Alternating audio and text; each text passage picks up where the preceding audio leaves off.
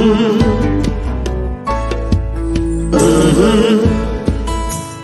the game gets rough and this life just seems so tough, make we talk, my people, make we talk.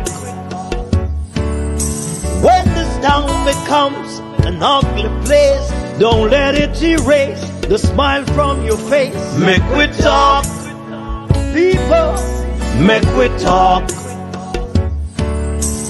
Conversation is the key, a guiding light for you and me.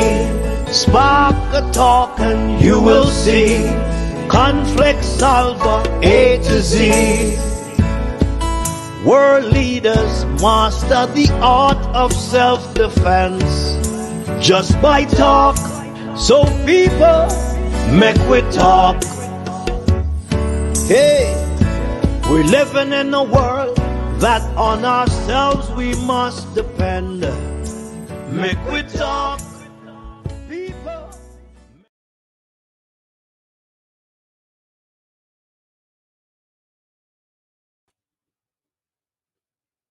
Good night, everyone. Welcome to a special edition of the Make We Talk program. A letter was written to the foreign... Lord, where is it? A letter was written by Dr. Garden to the Foreign Agency Registration Act, FARA. We're going to discuss that tonight. We're also going to have Wilfred Rattigan and Herbert Nelson on with us, waiting for the general people to come on. But in the meantime, I am on with you as usual. And we're going to dig deeper in why did Dr. Jermaine Garden wrote that letter? What prompted him to write that letter? And I think a lot more people are going to end up start writing letters like those. I'm going to show up the letter in a couple minutes onto the screen. Just bear with me here. We are running a bit late. We're running behind time. But this evening, we're going to dig deep in it, waiting on the arrival of our guests to come on. And we're going to dig deep in it. By the way, I hope you all are having a wonderful New Year so far, And thank you all for coming on to the Make We Talk program in the evenings, whenever I get the time to come on and we have some robust discussions. Last night discussion was very wonderful. I end up liking it, with Dr. Trevor who came on with us and give us some really good insight in what he knows so far. We're going to bring him back on also. One of these is going to bring him back on for him to come on for about an hour or two and dig deeper in what he knows so far and what is going on in Jamaica. We're going to take a different turn on the program pretty soon. And when I said a different turn, we're going to restructure the Make We Talk program in a different way. And when I say restructure the program in a different way, I meant restructuring the program in a different way. I can see Dr. Garden is waiting behind the scenes there. We're going to get him on anytime now. We have to restructure the Make We Talk program. And he's going to restructure in a way where I'm going to have another host with me to come on.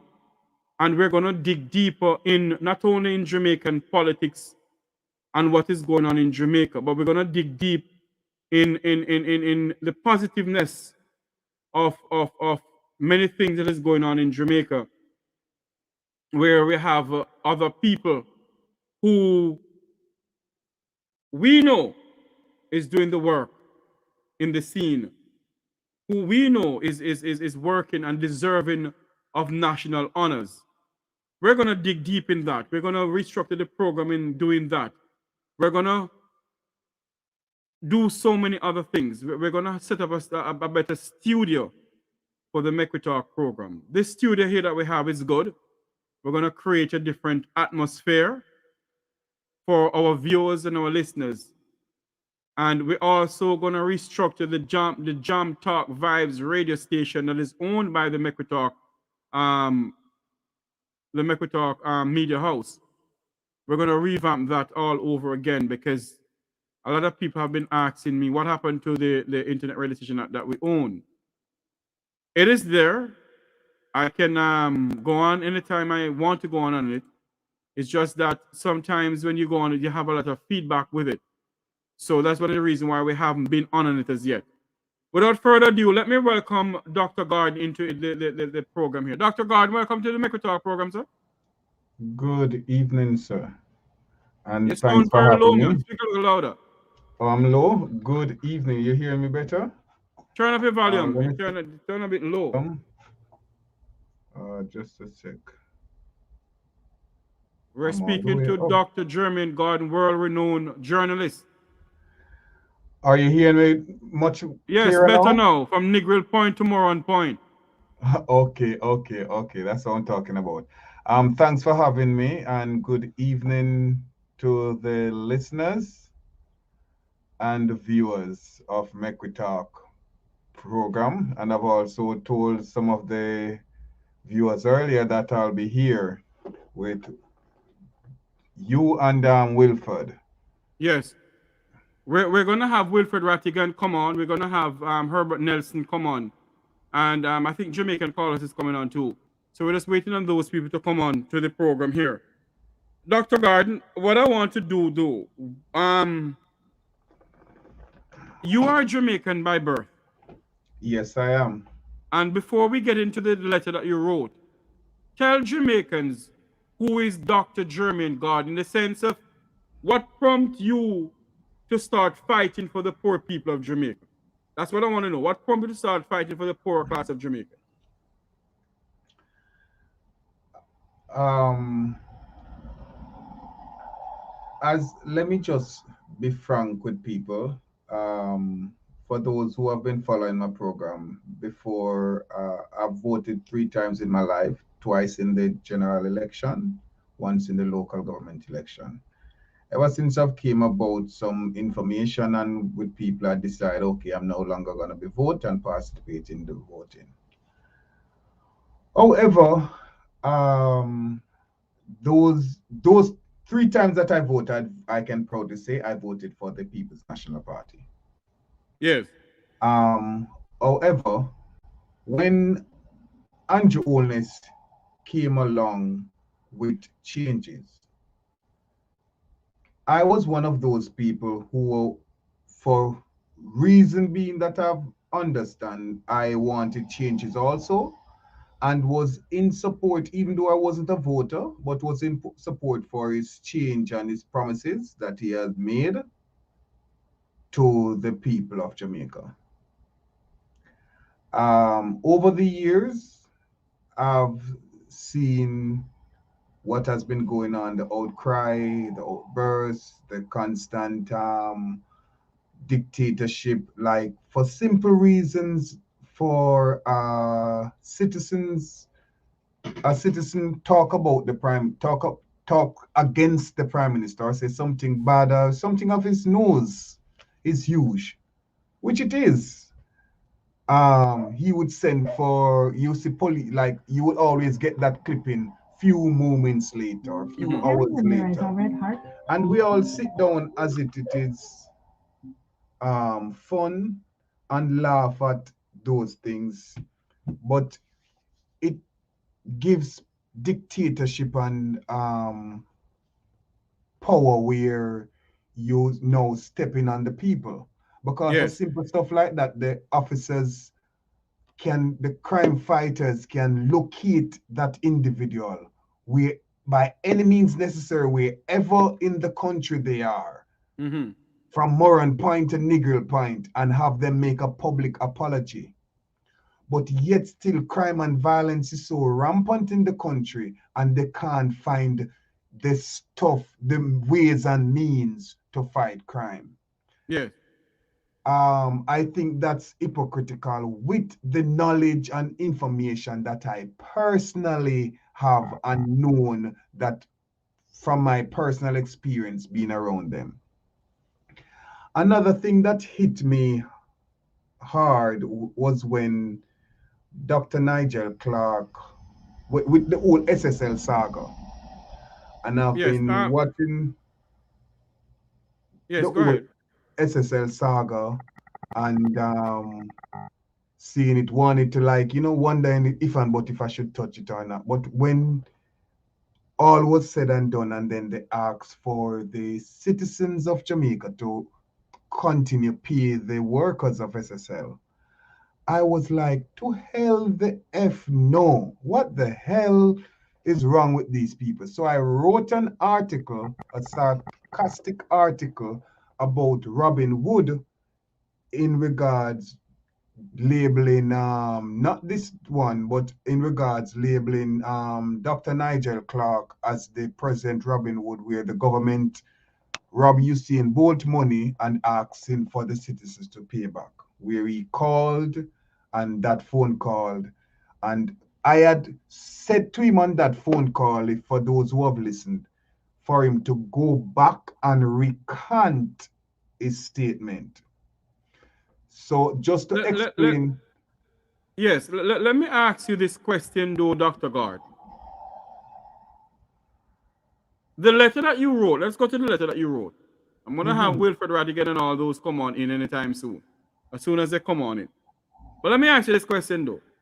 The letter that you wrote, I know you heard us on my Make We Talk channel and also on Wilfred Rattigan YouTube channel speaking about it. But do you have the letter there with you? Yes, I do. I do have the We're letter. speaking to the founder of obcradio.com. He wrote a letter to the Foreign Agency Registration Act, FARA, that Wilfred Rattigan and Herb Nelson Jr. have been speaking about, that Jamaicans should write letter to that entity in the United States of America for them to literally, you know, ask the American government to start investigating Jamaican politicians. The details of the letter that Dr. Gordon wrote, I want Dr. Gordon to go down in some depths with that letter there. Because you said that the Jamaica Global Diaspora Council, in other words, you're saying that they need to investigate that. Yes. Why would you say they need to investigate the Jamaican Diaspora Global Council? Well, based on knowledge and understanding that the government and politician of Jamaica has been coming into America and collecting donation from the diaspora and taking it back into the country, Jamaica. Now, a lot of people would come and say, so what's wrong with that? They're taking money from Uncle Sam and bring it in Jamaica. You should be proud you're Jamaican. However, there are rules and regulations that follow, that one should follow when they're dealing with Uncle Sam revenues, any financial revenues here in America. Now, one would have let it slide, but with the vast corruption that's going on in Jamaica, we no longer can depend on the governments of Jamaica to investigate its own matter. So therefore, I've been speaking out. A lot of other people have been speaking out. Your platform, Wilfred Rattigan, and a lot of other people have been speaking out. And yes, I was encouraged by that Wilfred and I believe it was that round robin with yourself and Carlos and Wayne, don't if I believe, and that female that was there. Yes, Marie. But Marie. However, I wanted to make, because I know there's a lot of fear that's within the diaspora and Jamaica at large. And okay, hold on I for me. Hold on for me. I was just told to let you read the letter that you write. So can you go ahead and read the letter that you write, please? My producers asked you to read the letter that you wrote. Okay. Dear Sir, Madam, I'm writing to bring to your attention a matter that I believe warrants your investigation under the Foreign Agency Registration Act. The issue at hand pertains to the activities of the Jamaican Global Diaspora Council, which I suspect in illegal operation within the United States. It has come to my attention through various sources that certain individuals associated with the Jamaica Global Diaspora Council may be acting as foreign agents without appropriate registration under FARA. Furthermore, there are strong indications that these individuals, including some politicians from Jamaica, are involved in activities that are not only unethical, but also possible illegal under US laws. Given the serious nature of these allegations and the potential threat they pose to the integrity of the political and legal system in the United States, I urge the FARA unit to initiate a thorough investigation into the activities of the Jamaica Global Diaspora Council and its affiliated individual. It is crucial that any unlawful or unethical conduct be brought to light and addressed accordingly. I am more than willing to provide any additional information or assistance that may aid in your investigation. Please do not hesitate to contact me if there is any further I can contribute to this matter. Anything further? Thank you for your attention to this urgent issue. I trust that the FARA unit will take the necessary steps to investigate this situation and uphold the principle of transparency and integrity that are fundamental to the Foreign Agency Registration Act and the citizens of Jamaica. Sincerely yours, Dr. Rev. J. Gordon, CEO and founder OBC Radio.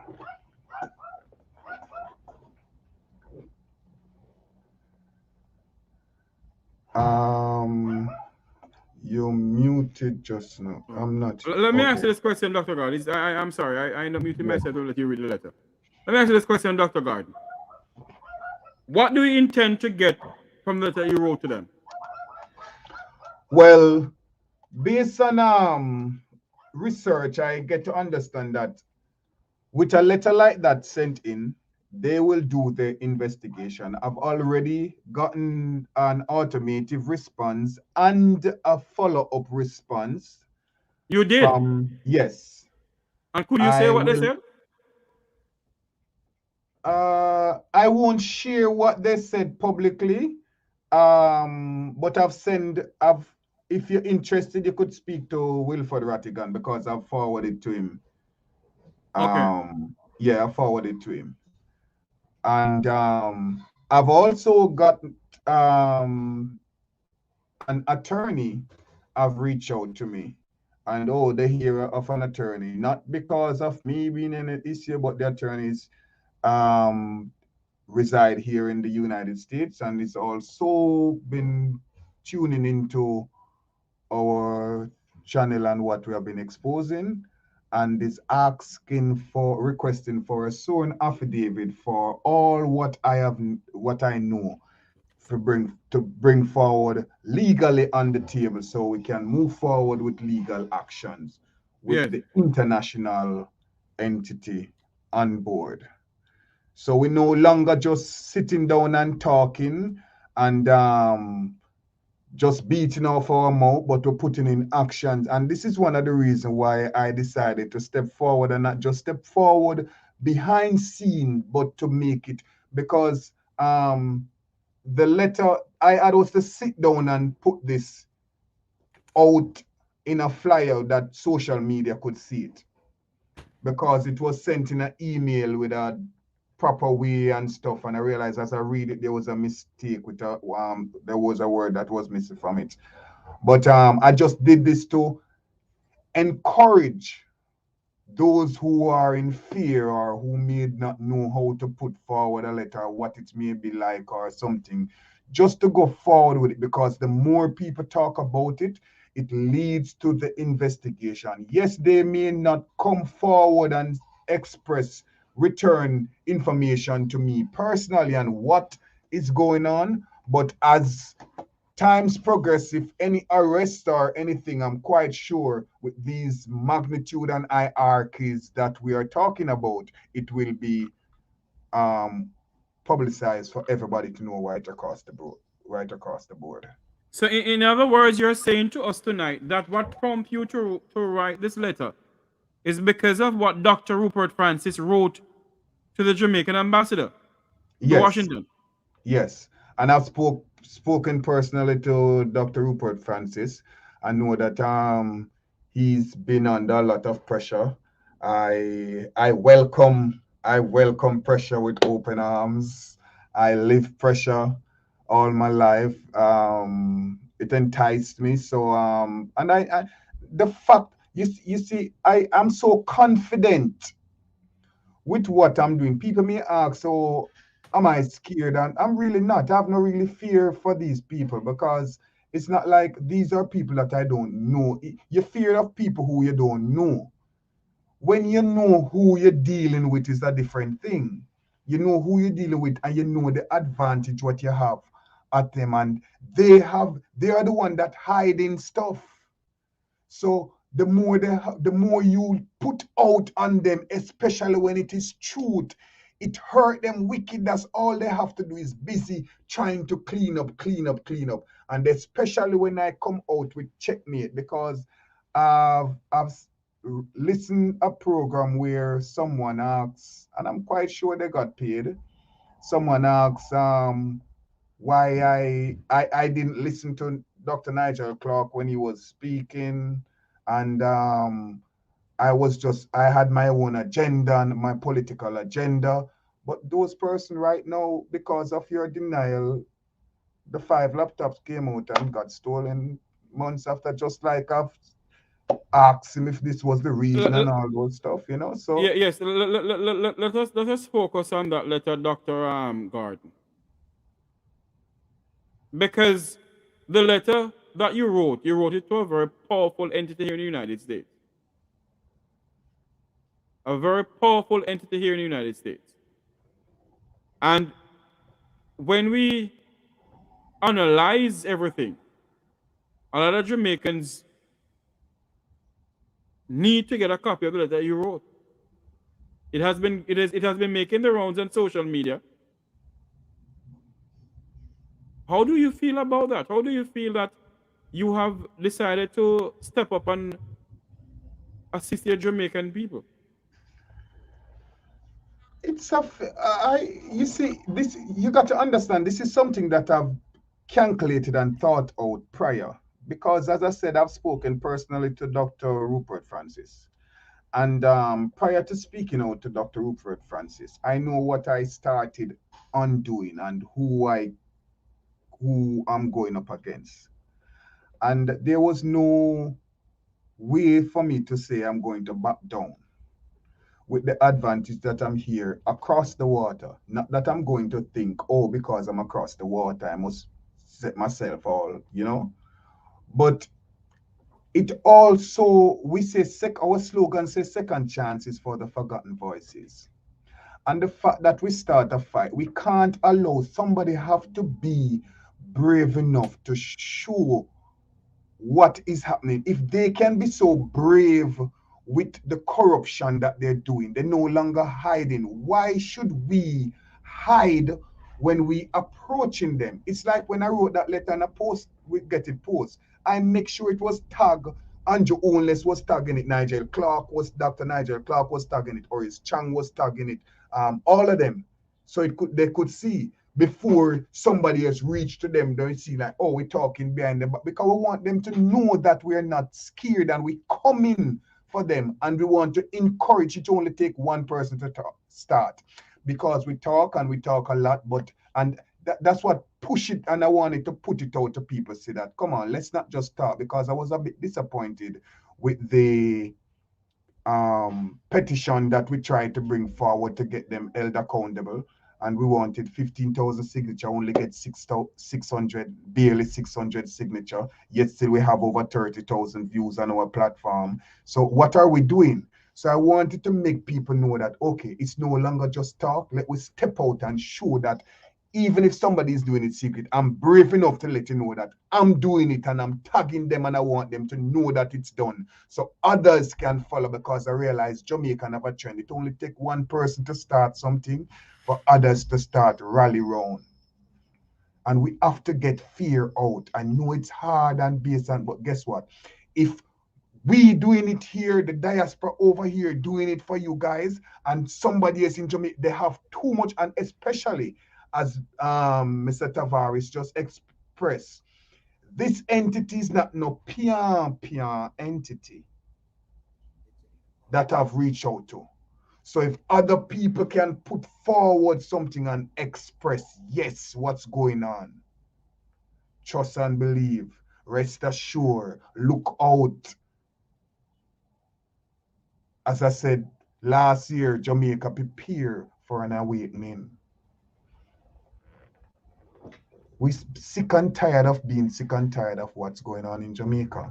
And we can't say we want a better Jamaica and don't talk out on these things.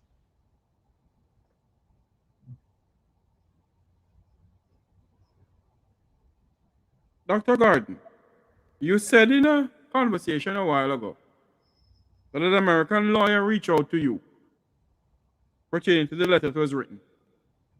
Could you say what the lawyer said to you? Not in so many words, but could you say? Well, to summarize, and why did the lawyer reach out to you because of this letter?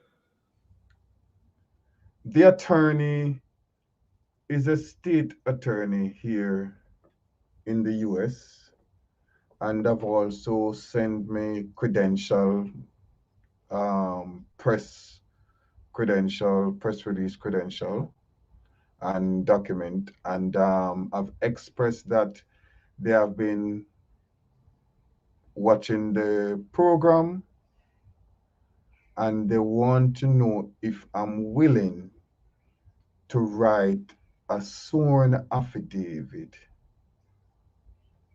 in stuff that I know, and there was some special error that they have spoken about, which I wish not to go into, but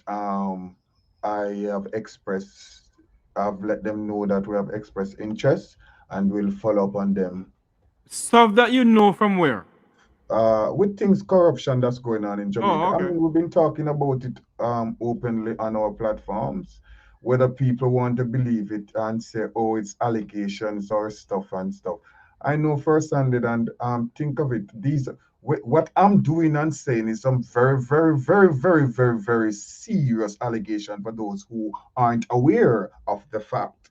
But the people who I speak of, I mean, I reach out to them personally. They've been viewing. I know Andrew, before I said they'd never view, Andrew always view my stuff. It's from his number. View the invitation, no reply. I know Dr. Nigel Clark no longer, he read the stuff, but he don't reply. So that So all of them is not like they don't affidavit know. that you're gonna give to that lawyer is the affidavit of stuff that you said you know about the corruption that's going on in Jamaica. Oh yes, and willing to sit and face them, because I was waiting patiently, hoping that somebody, you see, I'm very mischievous, you know. I'm a Cancer, I can be very mischievous with what I do. And I was waiting, I was picking the feathers, hoping that they would force me into legal action. Because if they force me into legal action, then I have the burden to So what you're prove. saying, so what you're saying to us tonight, that you're prepared to bring a legal action against the government of Jamaica, the Prime Minister and whosoever. I've already started it, man. I've already started it, man. And what is that legal action all about? To answer to charges of corruption. Things that I knew about, things that I've not even spoke out openly here about. But guess what? If I talk, people gonna say, well, you know these things, what you do these things, and why no, and what, and whatever. It's the time. So you intend to put a lawsuit against the government of Jamaica against corruption and other stuff? I don't know if it will reach to a lawsuit, if that's what it takes, but I have a voice, and we say second chances for the forgotten voices with the voice of the people. And last time I checked, I've been hearing that I'm a very good singer, I've a good voice. So I'm just gonna sing like a canary. I don't even want to pay for it. That's it. So whether it's coming to lawsuit or whatever way, I just want to encourage. But hold on there now. As I was just reminded by someone that the Jamaican government told Wilfred Rattigan that people in the diaspora don't have understanding. So how are you going to sue without understanding? Repeat? I was just reminded a while ago that the courts in Jamaica is saying that Rattigan don't have any standing, and that goes to every diaspora person. Without any standing in the court of law. Well, I don't know if Wilfred Rattigan has given up his citizenship as a Jamaican citizen, but I know I have the right to speak and challenge anything that goes on in Jamaica because I'm still a citizen of Jamaica. So I know Mr. Rattigan haven't given up his Jamaican citizenship. He's a holder of a Jamaican passport that I'm aware of, and he's still a Jamaican citizen. You know, so Well, we can't listen to what these people. Remember, I know these. I don't want to get into that on your program, but you have to understand these people aren't smart as we think they are. They think they know it all, and if they know so much, they wouldn't have got caught. They wouldn't get caught in the cookie jar. And they think it's either that they are not smart or they think we are stupid, blind, dumb, and deaf. But it's time for an awakening, and I just want to encourage others to step away from, step away from fear. Step out. Be bold. Be brave. Speak out. Follow the evidence. Follow the facts. Follow the evidence, and speak out. We can't be too scared. We can't be scared. If we let fear cripple us, then we can't fight corruption. We can't. And we can't be one-sided. We have to be impartial. I have joining me now Herb Nelson Jr. So Nelson, how you doing? Welcome to the program. Hey, thank you, Jeffrey, and greetings to your guests.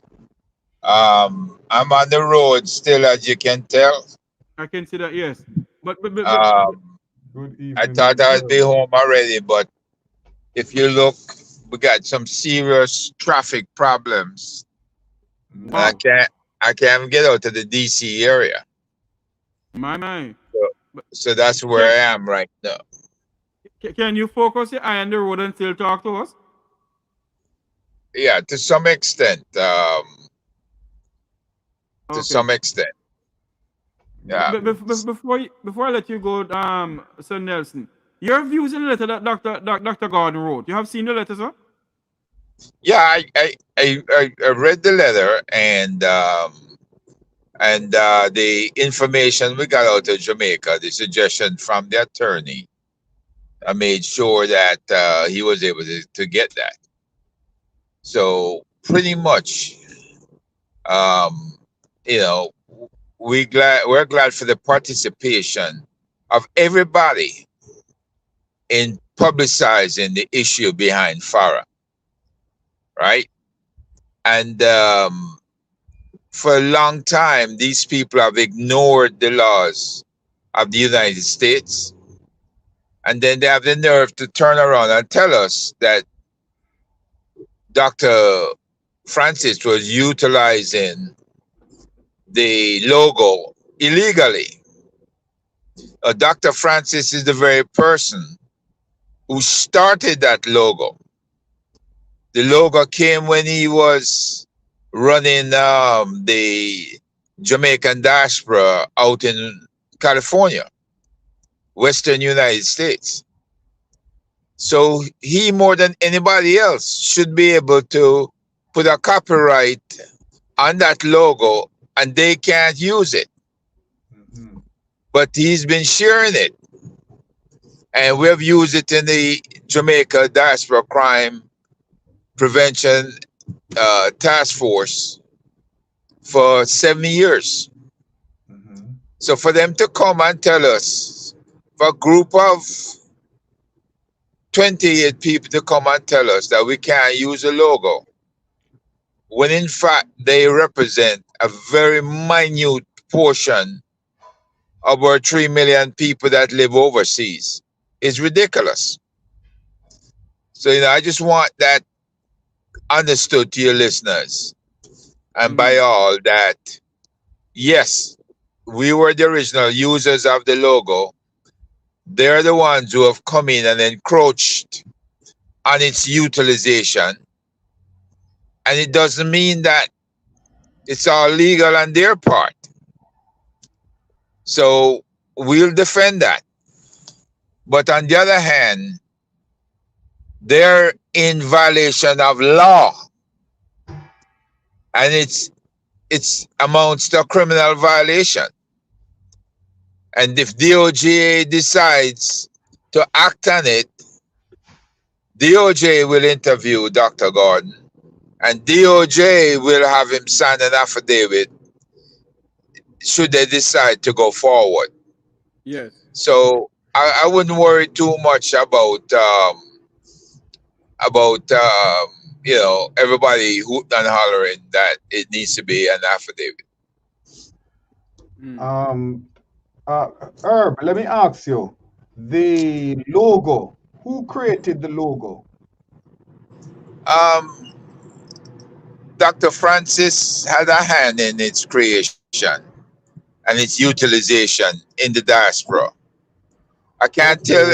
I can't recall right now.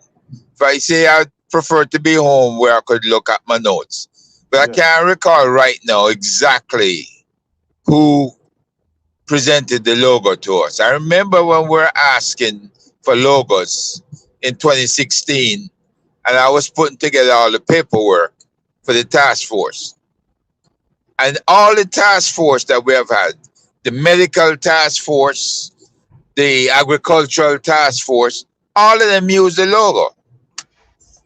So when they come and they're going to say, well, you don't have a right to use the logo, and we are the Diaspora Anti-Crime Task Force, they got to be kidding me, Well, they are the but I'm sure they are the Diaspora Anti-Crime Task Force, not living here in America. No. We are the Anti-Crime Task Force living here in America. They are a group from the Ministry of Foreign Affairs. 4 people head up that 28-member global diaspora mission, right? 3 of them come out of Jamaica. Imagine that. 3 of them who have nothing to do with the US and are not diasporans, in fact, but they head up the committee. That's the scandal. That's a real scandal. So what you're saying to us, What you're saying, what you're saying to us, Sir Herb, is that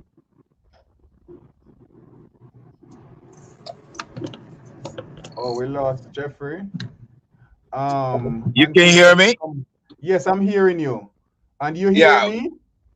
yeah, I hear you now. Okay. What So was Jeffrey saying a while ago?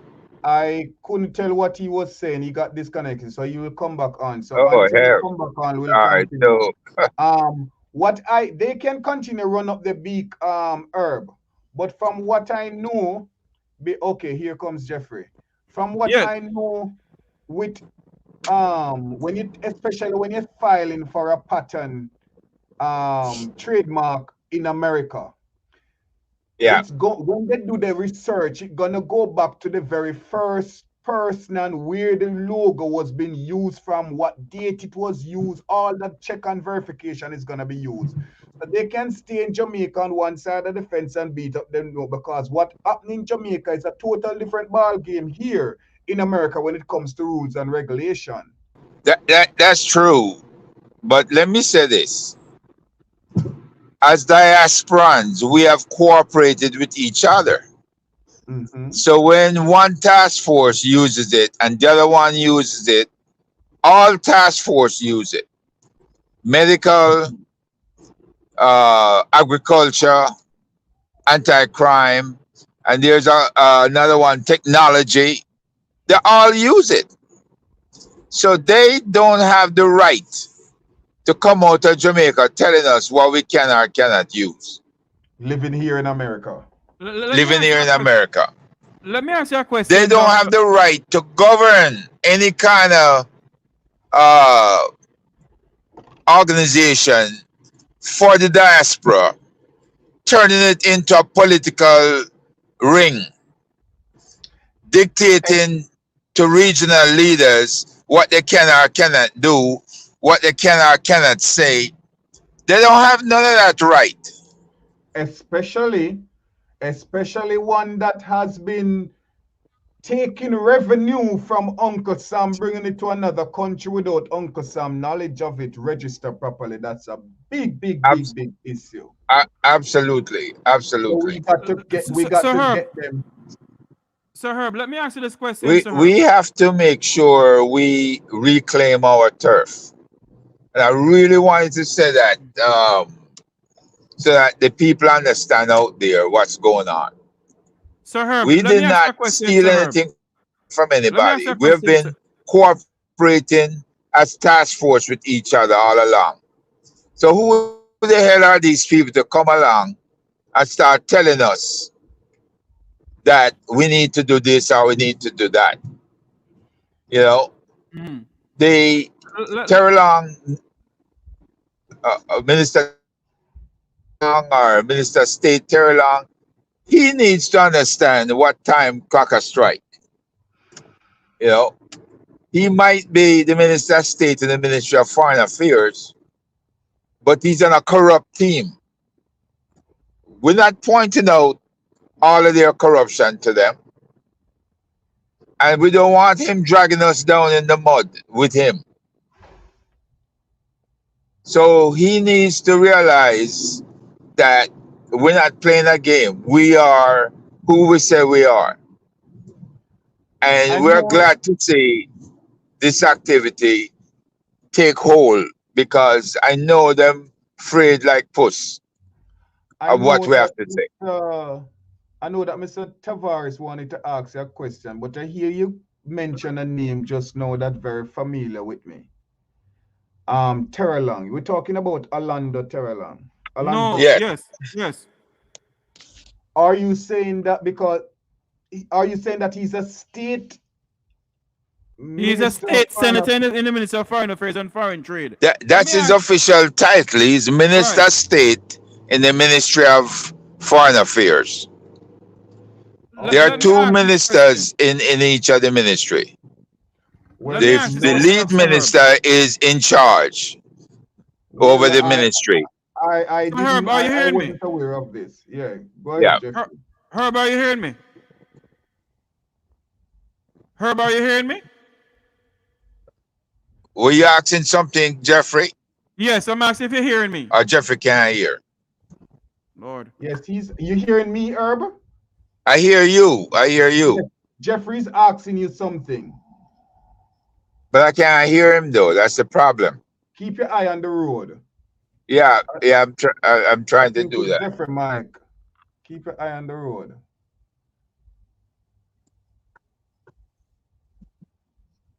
And this is a lot of people are returning home after the holiday, after the New Year's. They went Sir out for Herb, are you hearing Christmas me, and Sir New Herb? Year's. Sir So Herb, are I you think hearing that's me? what the problem is now. They're coming home for this Hold weekend. on, Herb. Can you hear Yeah. Jeffrey now? Can you hear Jeffrey? Are you hearing me? No. Can you hear him? I'm hearing you loud and clear. I'm All hearing right, Jeffrey clearly. take the question from him and relate. Okay, I will. I'm interpret. asking Herb this question because I was going on with the system. The 3 persons who are on the Diaspora Now I Council. hear him. Now I hear him. Yeah, the 3 persons that are on the Diaspora Council board from Jamaica. They live in Jamaica, eh? They live in Jamaica, yes. And they were appointed by the Jamaican government. They're appointed by the Jamaican government, yes. Do you know if these persons hold dual citizenship? No, they're Jamaican citizens. They're Jamaican citizens. Okay. And even if they hold dual citizenship, they're not acting as U.S. citizens. They're acting as Jamaicans. Okay. Right? Now, the fallacy is they are there to control the diaspora. And who the hell wants to control the diaspora? 3 million people. In other If words, you there and you have what? How many ministers of government you have? No 47 of them in the parliament. Yes. 48, 47? 47 ruling over 3 million in Jamaica. And they can't handle it. How you want to expect 3 people to come and telling 3 million people on 3 continents, at least 3 continents or more, what to do? You see, none of it making any sense. It makes sense. It makes sense. They put this thing together. It was all wrong. You see, So let me ask you a we're question. getting feedback from. Let me ask this question, though, Sir Herb. Is it that I get to understand that the state minister and the Minister of Foreign Affairs and Foreign Trade had some diaspora meeting yesterday? Are you aware of that? Yes. Do you know what come out of that meeting? Have you heard what come out of that meeting yet? No, I figured they would have had a meeting because they need to worry about one thing. And yes, I did get a little bit of feedback that they were concerned about the FARA. That was the main concern. Oh? Why are they concerned about the FARA? We told them about FARA well over a year ago. But they choose to ignore us. Now, if we are a anti-crime task force, and we're telling you how you're going to violate the law, don't you think it would be incumbent upon the Ministry of Foreign Affairs to ensure that they meet the requirements and toe the law? Yes. But the fact that they were able to come here to the States during the COVID period, ignore the law, campaign for money, and get over 450 million US dollars to send home. And they cannot account for the money yet, because I know that the former leader of the Northeast region has asked them about 3 or 4 times to give an accountability of the money. There was no transparency. There never is. And there's no accountability of where the money went to. So if you can't account for the money, what is that telling me?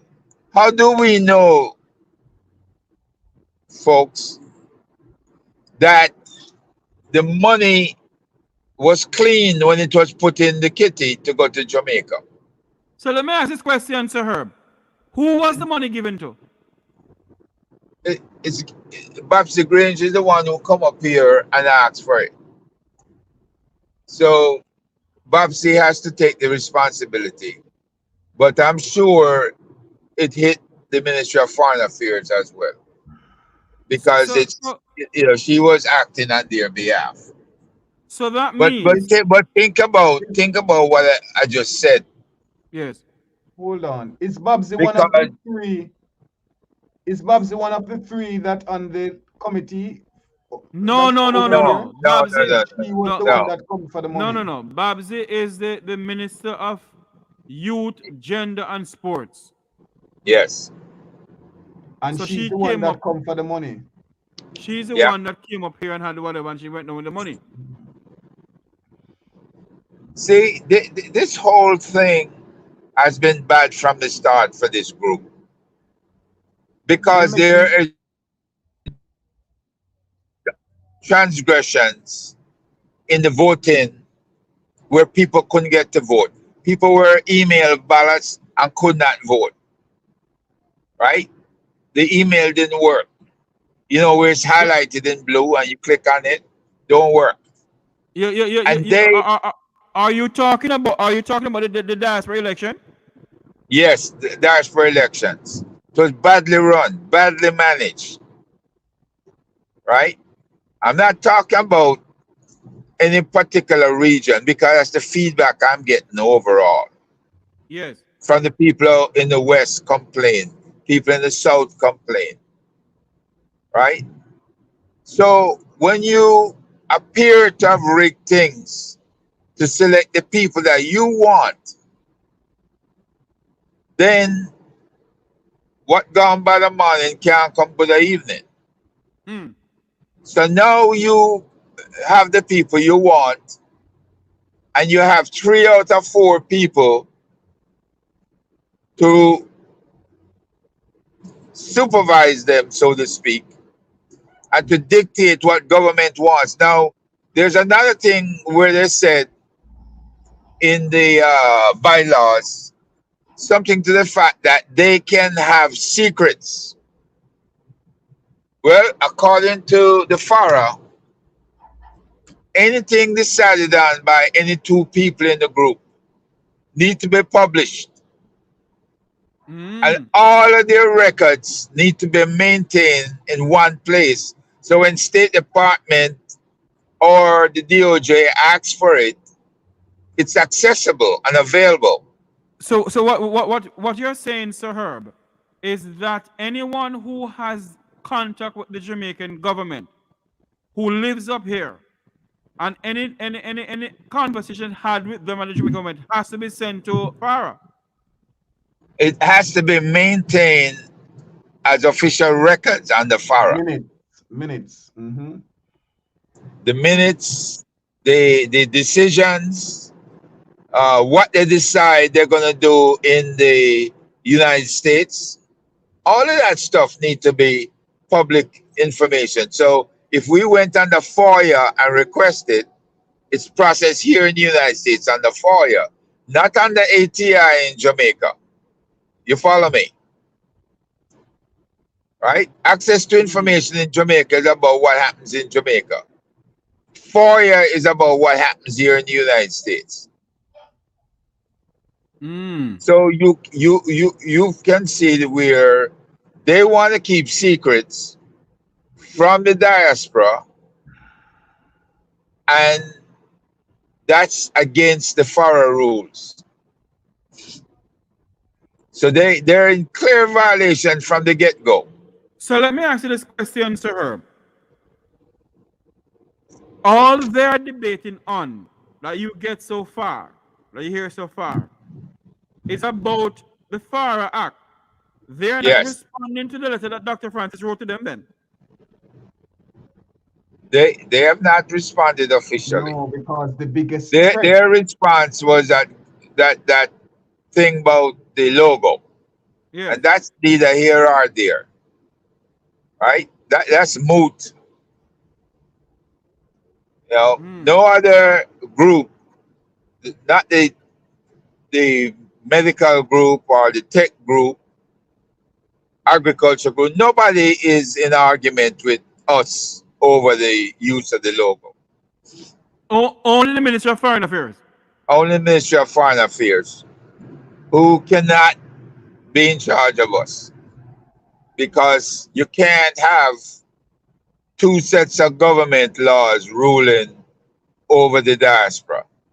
So that means, Sir Herb, the last bit of the Prime Minister up here, he was at a very expensive hotel, having a grand of a time where some people of the Vumba of New York, I get to understand, came down and have a grand time. Yep. And they buy must have plate, how much plated dinner they buy and whatever.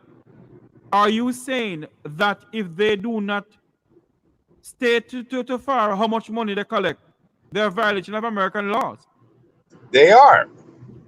They're clearly in violation of American law. Look, if one Jamaican here was a U.S. person, when I say U.S. person, it means they have a green card, you may have a multiple visa or some kind of visa, or you might be a naturalized citizen.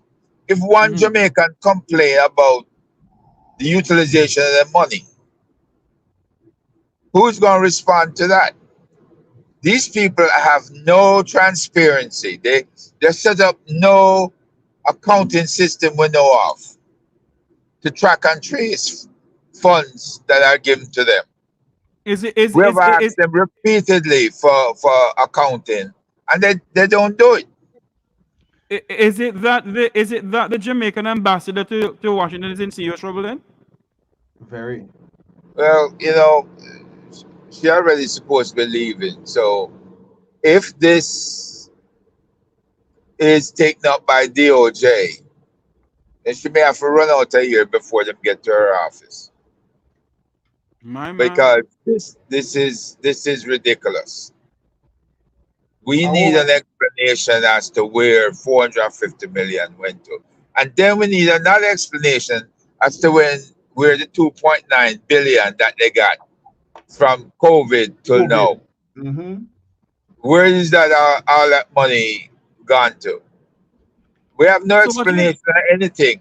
And they don't feel like they need to. These people are so damn arrogant. No, they don't want to explain anything. That's the thing.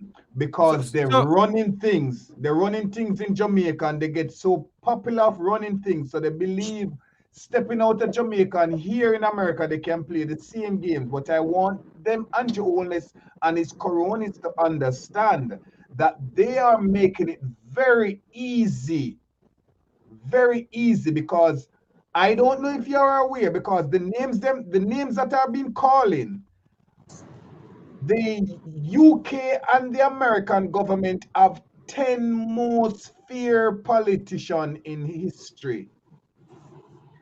Andrew Holness, Nigel Clark, and Babsy Granger are on the list.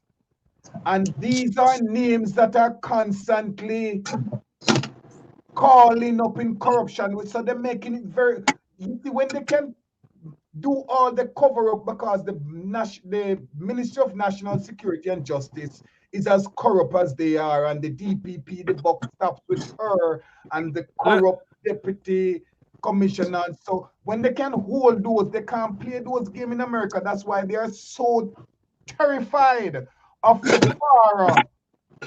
Let me ask this question here though. Well, it's not just the FARA. You have about 3 laws that they keep trampling on. And one of the laws can wait till they leave office and wait till they come visit. What is that law? The Magnitsky Act. Yeah, tell us some more about that. And that one clearly, they've used it against the president of Paraguay and his vice president, because when he was in office, he was doing some of the same things that this president government in Jamaica is doing. Yes, they're paying people, the vote buying, manipulating the system, extending the DPP, extending the Auditor General, right? All of these things is what the Paraguayan president was doing, and the vote buying. And there's ample evidence collected by Homeland Security in Jamaica to show that this government is corrupt, and it's corrupt in all the processes. Jamaica has an excellent uh, election board that collected and identified the people. And they're going to use NIDS to do the same. And then you're going to use NIDS to corrupt the people further. Right? So people need to know why they're collecting information on them. It's not illegal. Well, not on the NIDS. NIDS has passed in the parliament. So in other words, if you want to participate in the system, driver's license and license your vehicle, license your weapons, and whatever you need to do, you're going to have to be registered on the NIDS. So in other words, Mr. Nelson, based on what you're saying to us tonight here, that the Jamaican government through NIDS is spying on the Jamaican people, and that is why they have the Israelis down there. Well, that is a supposition. I should say that, right? We don't have absolute proof of that. Okay. But the Israelis are known to be masters at cyber security. Also, the Israelis have some of the best software in the world that spy on people. They can analyze your entire life without ever speaking to you. Bank account, travel patterns, how much you spend with credit cards, the whole 9 yards. So you have to be able to trust your government when they have this kind of data on you, because that's a lot of information. Do you believe, Mr. Nelson, as we touch on the NIDS here, do you believe that the NIDS is a safe software for the Jamaicans to be happy about, or should they worry about NIDS? Well, in the hands of this government, it's 50-50. Wow. What needs to happen is the person in charge of NIDS has to be the sole proprietary of the data, and be the sole judge of what is requested and what is granted. From right? Because here in the US, give an example, you work in government in an area where the information is classified. You have to have a need to know. And if you request information, even though you may have the clearance to that level, and if you don't have a need to know, you get turned down. So it's the same thing. Whoever is in charge of the data, that data center, has to determine that person's need to know. The Prime Minister can't jump up and say, look, I want all of what you have, and these guys speaking on the program tonight. You can't do that. You know, we didn't do anything against the Crown, against Jamaica. So he wouldn't have the right to the information. Likewise, if we're talking to somebody in Jamaica and he says, we want to know who they're talking to, you don't really have the right to that information because you don't have the need to know. But unless you can prove that we're doing something illegally.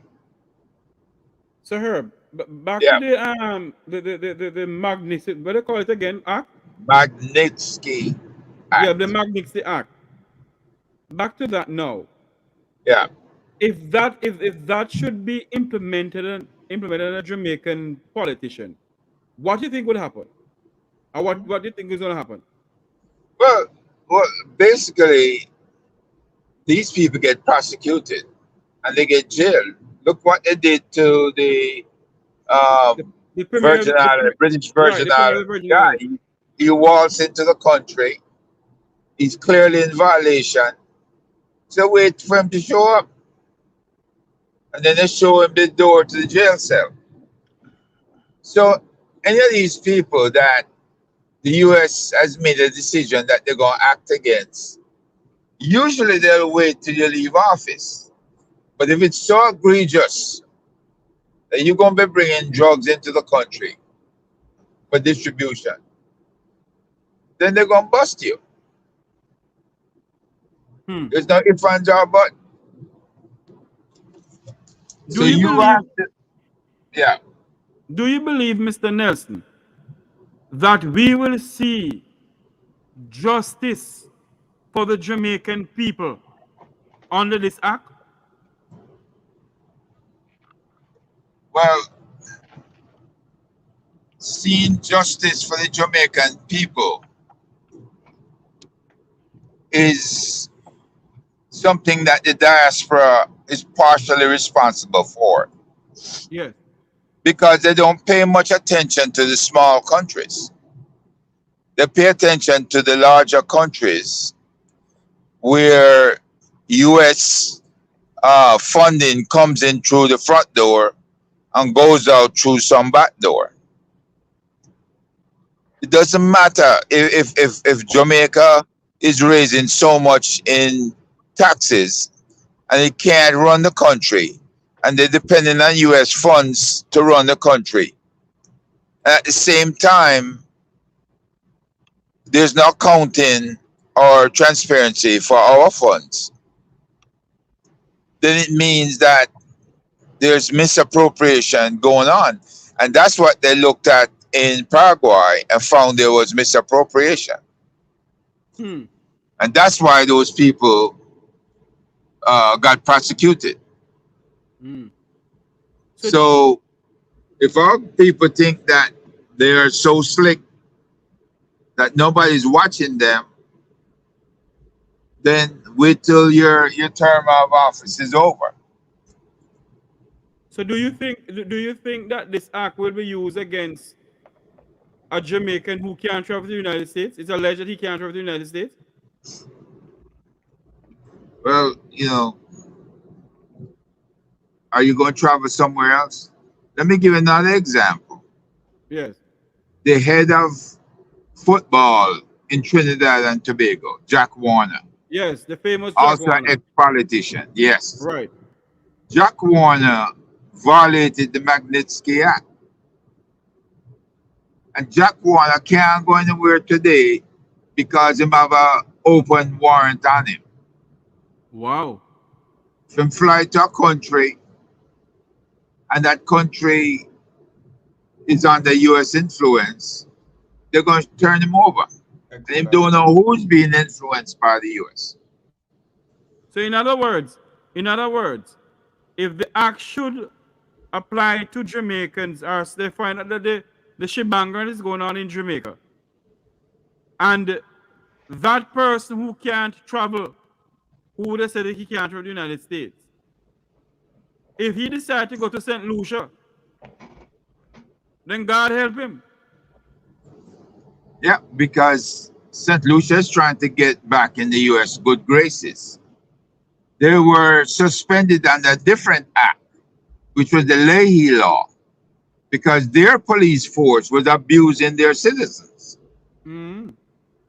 As a matter of fact, it was the JCF that went there on behalf of CARICOM Impacts and investigated the abuses. So how the JCF can go to St. Lucia, the Jamaica Constable Force can go to St. Lucia and investigate what's going on in St. Lucia and bring it to highlight, but they can't investigate the one thing that's going on in the country with the level of human rights violation that the JCF is under? It's not that they can't. That's the $1 million question, because nobody has filed lay law complaints against Jamaica. The diaspora would be responsible for helping with that. Just like how But Just like how go ahead. Go ahead. Doc can send his letter to on the FARA. If they make out an affidavit against the police, say for the last, from 2010 till now, the police has been abusing the citizens of Jamaica. JFJ could do that and ask. And that's the question we need to ask, you know. Why those organizations, Jamaican for Justice, the one that former Trevor Monroe is running, where Daniel Archer is a part of it now. NIA, Jam, they all need to get off their asses and start doing some serious work. You know, they're playing this game, this gentlemanly game. It's like you're playing touch football instead of tackle. You know, in touch football, all you do is pull the ribbon off somebody's side and them have to stop running. Can't progress forward anymore. You know, tackle, you're trying to knock them down and knock the ball loose. Dr. But they have to get serious. We're telling them all these laws, you know. Yes. And what are their responses going to be? We can't, as diasporans, get up and do it for them. We started the ball rolling, so let's see if they pick up on it. I think we as diaspora has to be the hero for Jamaica because and stay focused. Speak a little louder, Dr. Gordon. I think we as diaspora has to be the hero for Jamaica and stay focused and continue to put on the pressure on the government, speak out on the government corruption from both sides, whether it's the JP or the PP, whichever it is, stand up and be impartial and unite and because there's a lot of fear, and that's what crippling the nation. A lot of fear. If we stand together and unite and get things done, then I mean, come on, it's not like this is no longer a thing where the Jamaican government is investigating themselves. We're stepping away from that. So join hands and heart together. You know what? You know what amazes me, Mr. Nelson?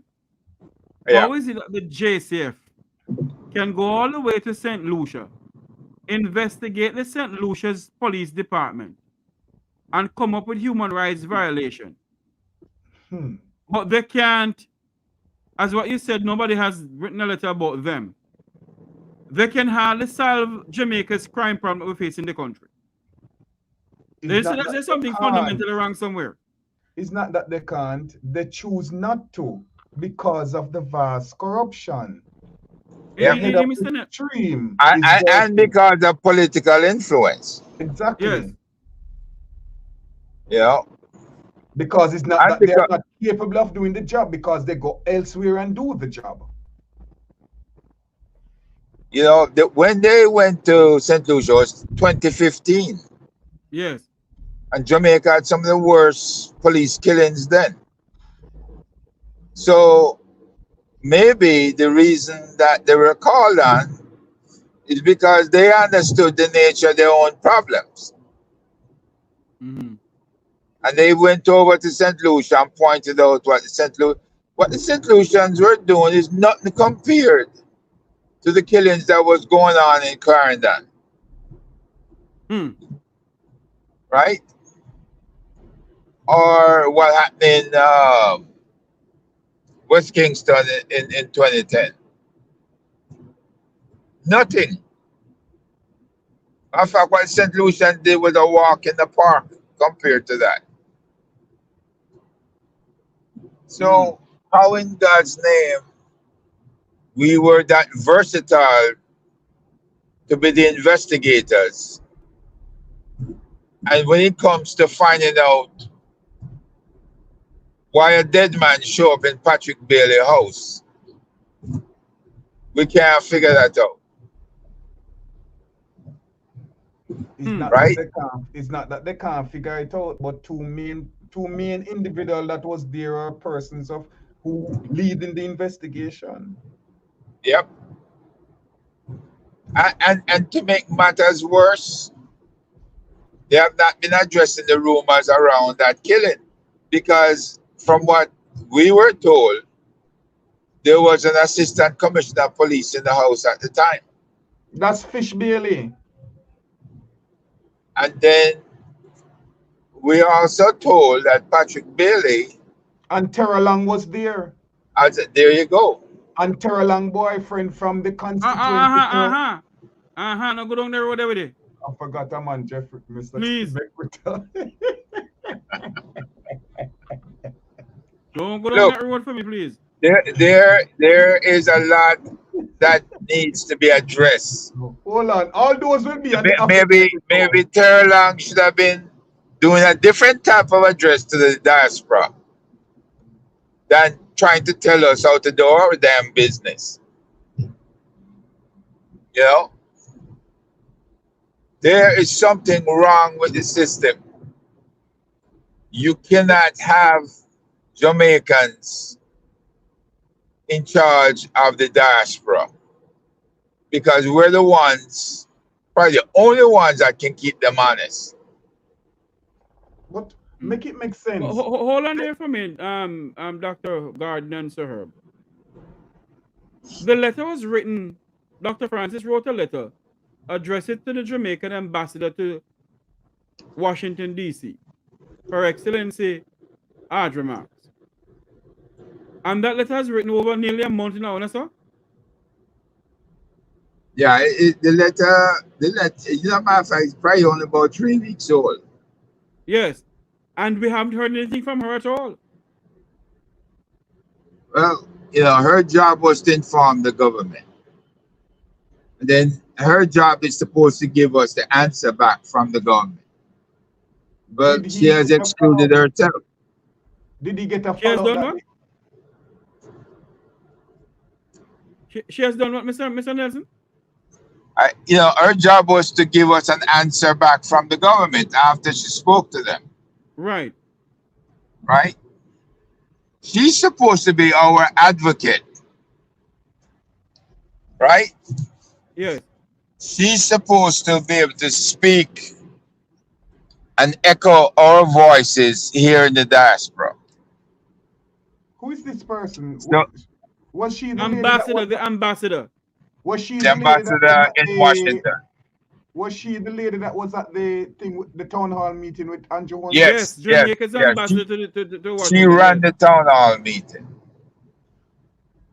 I won't say. She ran the town hall meeting.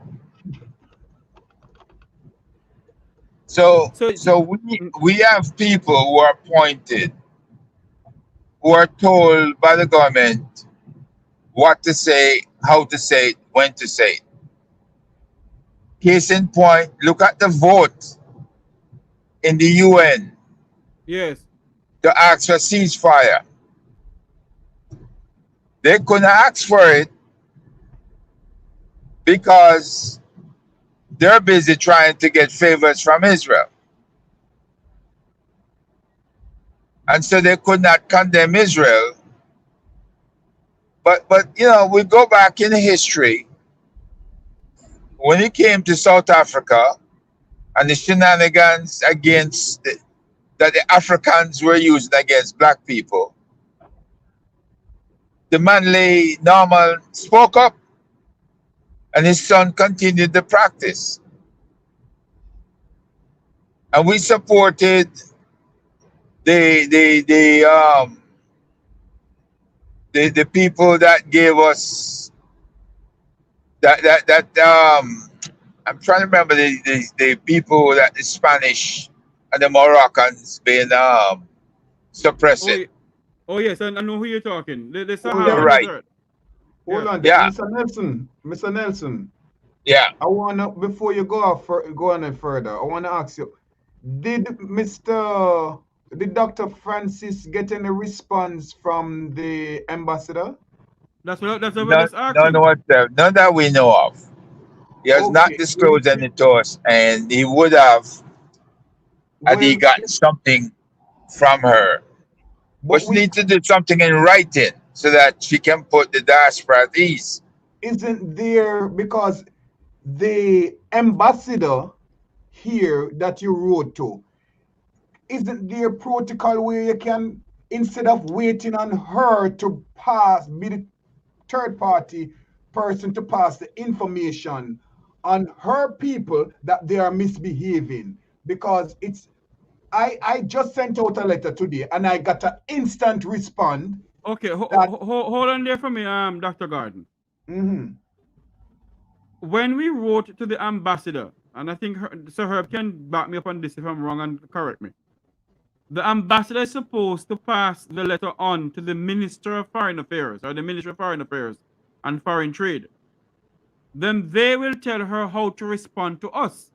No, but before she pass it on, she's supposed to respond, say, yes, this letter No, has no, been no, no, received. no. No, no, no. No, no. So what's the difference with my letter? At least You get receive. what is called at least an automative response if you don't get one. Yes. And then a follow-up. Yes, but what you don't understand, you know, I think the Jamaican government and the Jamaican ambassador, let us not get down into much in that. But I personally think, Come on, hold on, no, hold on. You see, this Hold I on. can't play hypocrite, you know. This is Bruce Golding girlfriend. How she gonna report on Jehovah? No, Dr. Frank, no, Dr. Garden. With all due respect to you, I will not allow you to come on this program and say who for girlfriend, whatever. No, I didn't bring on this girl. I didn't bring on the program for you to say that for me, please. Please, I don't want to put a lawsuit against me and this program. It's not you who is No. We're gonna talk about the letter that you wrote. I don't want anything about who is who there with who, found there with who. I don't busy with that. We're talking about the letter. A letter sent to the ambassador. What I am saying, Dr. Garden, over 3 weeks now, and it has Dr. no Garden, response. Yes. what I am saying is this. Dr. Francis wrote a letter to Ambassador Audrey Marks. Okay? Ambassador Marks is supposed to respond to us when the Jamaican government tell her to respond to us. If she sent off the letter. They got the letter. So why FARA respond to me instantaneously? Because American government is not Jamaican government. So FARA is Jamaican government? FARA is an American government something. Okay. They're not Jamaican government. And they responded. Because it's a total different entity and a total different government. The only difference is because it's a Jamaican, we're reporting to for report another Jamaican. That's the delay. What I want to ask Mr. Nelson is if there is somebody, if instead of going to the ambassador of Jamaica, can't we go over the ambassador of Jamaica? No. Under Jeffrey, hold on a second. If we go over the ambassador, which can be done, it's not impossible. But if we do that, that's a signal to the Jamaican government that she is not being effective. She does not respond to the needs of that. What you have to ask yourself is that the group, the Jamaican diaspora group that they have appointed, how much have they done in terms of finding out what the diaspora wishes are and presented that, or the criticism that need to happen, have they presented any criticism that there's a lack of transparency and accountability on the part of government, especially when it comes to the funds that been sent to Jamaica? And the answer is no, they have not done anything. They only do as they are being instructed to do by the Minister of Foreign Affairs and the Minister of State, Terry Long, who's in charge of the Global Jamaica Diaspora Council. And if you notice, he says, if anybody says or does anything that they're not approving of, then they're liable to be kicked out. Now, how the hell you as a Jamaican go remove somebody from a diaspora council or prevent them from being heard? So there's confusion right away as to how to communicate with the government of Jamaica.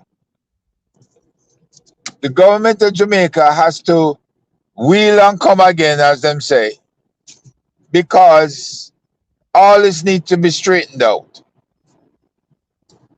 Every bit of it. And it's not going to be straightened out by Minister Terry Long or even by Camilla Johnson Smith. This is something the cabinet needs to meet on and make a decision that they're going to start listening.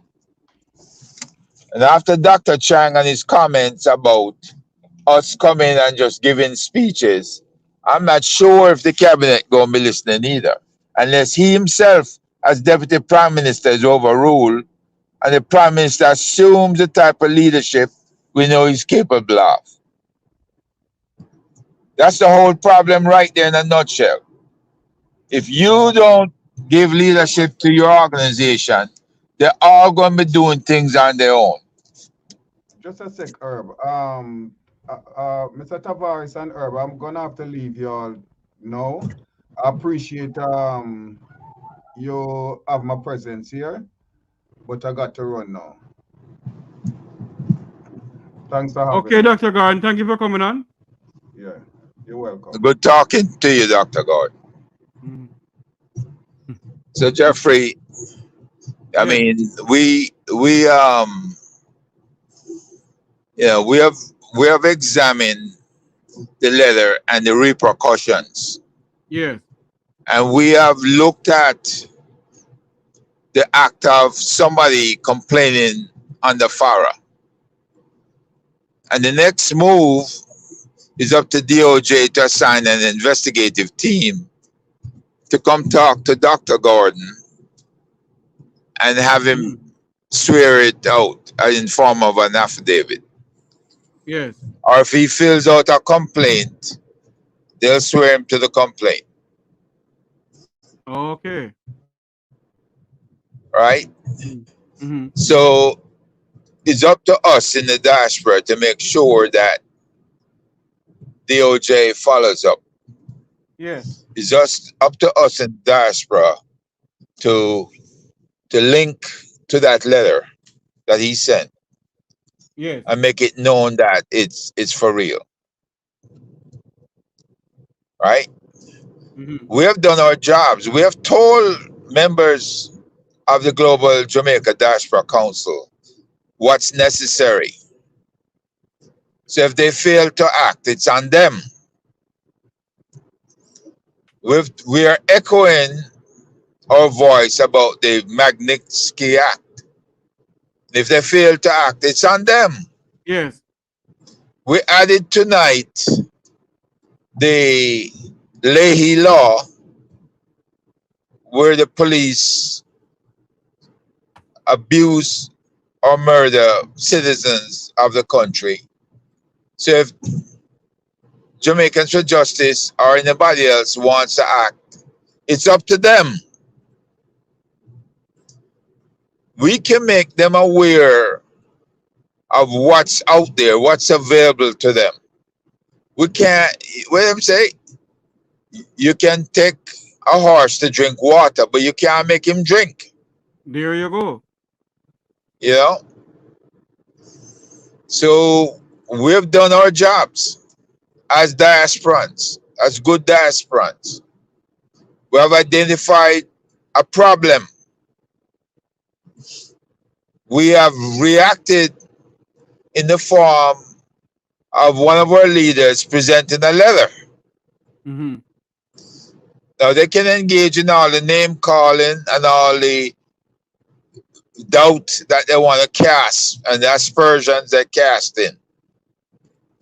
But what it comes down to, the law is on our side.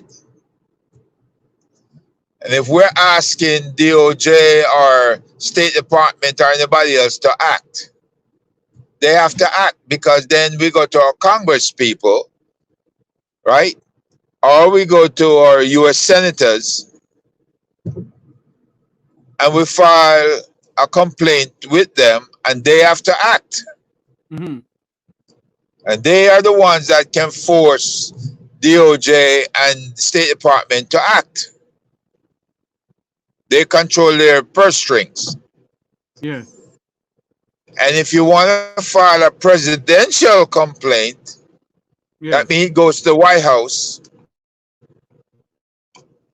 That can be done too, by writing to the President of the United States, right, advising him that there is a problem with monies given to the island of Jamaica, and that we want him to find out where's the return on investment for the United States. Mm-hmm.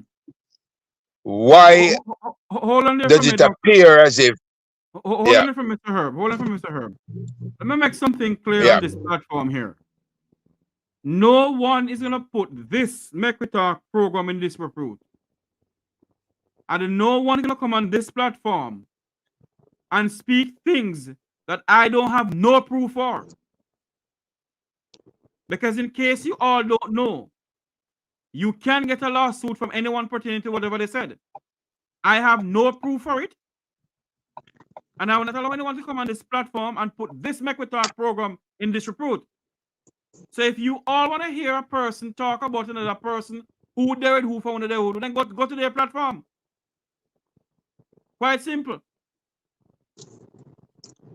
I bring the gentleman over here to speak about a letter, not to speak about who did who found who did who. Wait for me, Mr. Herb. Yeah. So you can see the consternation and the various arguments that it causes within our community here, as well as within the Jamaican community.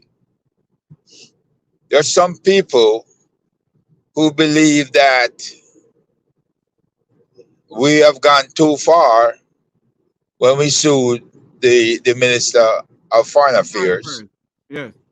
And they believe we're going too far when we're writing such a letter to the ambassador, sending it out to every mission or embassy that Jamaica has. Mm-hmm. And the media houses. And media houses. But the bottom line is they can continue to talk, to gripe, to grumble, speak behind people's backs, and nothing happens. No change is made. Nobody's paying attention. Or you can take it to the authorities and then use the power you have in the United States to force something to happen. Yes. And we do have the power. We have congressional power in the House, and we have the US Senate. And we have the office of the president. Right. So whichever one we write to, they have to respond. Especially in an election year like this. They don't want no scandals on their hands. So they'll respond. You know, and if it is that they ask Homeland Security Investigations to look into it, they're already in Jamaica, and they have enough people down there that can investigate. So everybody is already in the position that they need to be to examine what's going on with this global diaspora Jamaica Council. and to make sure that these people clean up their act. They have to clean up their act. No ifs, ands, or buts. But, you know, we have said what we need to say, and we have been good stewards in doing what needs to be done. Yes. So Yeah. Herb, with the whole Magnitsky Act and the FARA thing, the FARA Act, when all of those come together, all people send all of that to the government, to the American government. Is that going to bring down brimstone and fire in the Jamaican government? Well, like I say, the U.S.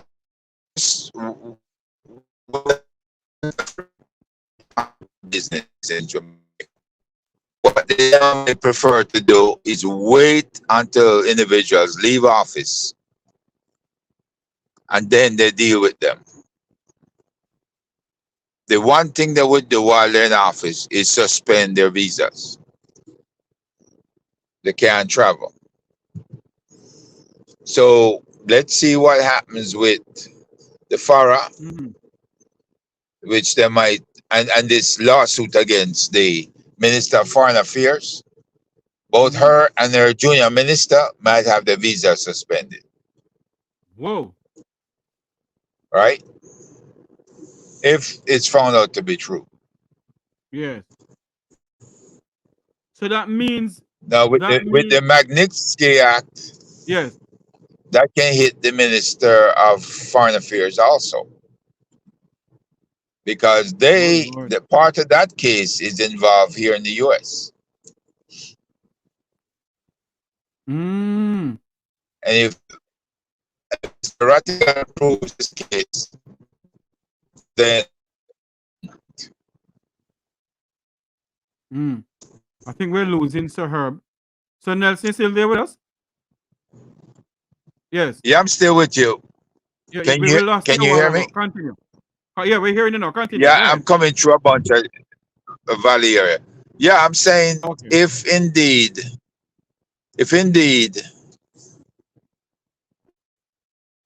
the U.S. looks into the case that Mr. Rattigan has filed and the court rules that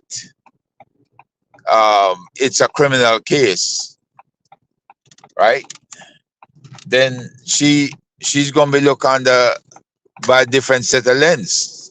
Magnitsky would come into play. But, you know, the Integrity Commission might have bigger fish to fry. With Sir their Herb, continue talking for 2 minutes coming up, please. Yeah. Continue talking for 2 minutes. I got to turn off something, please.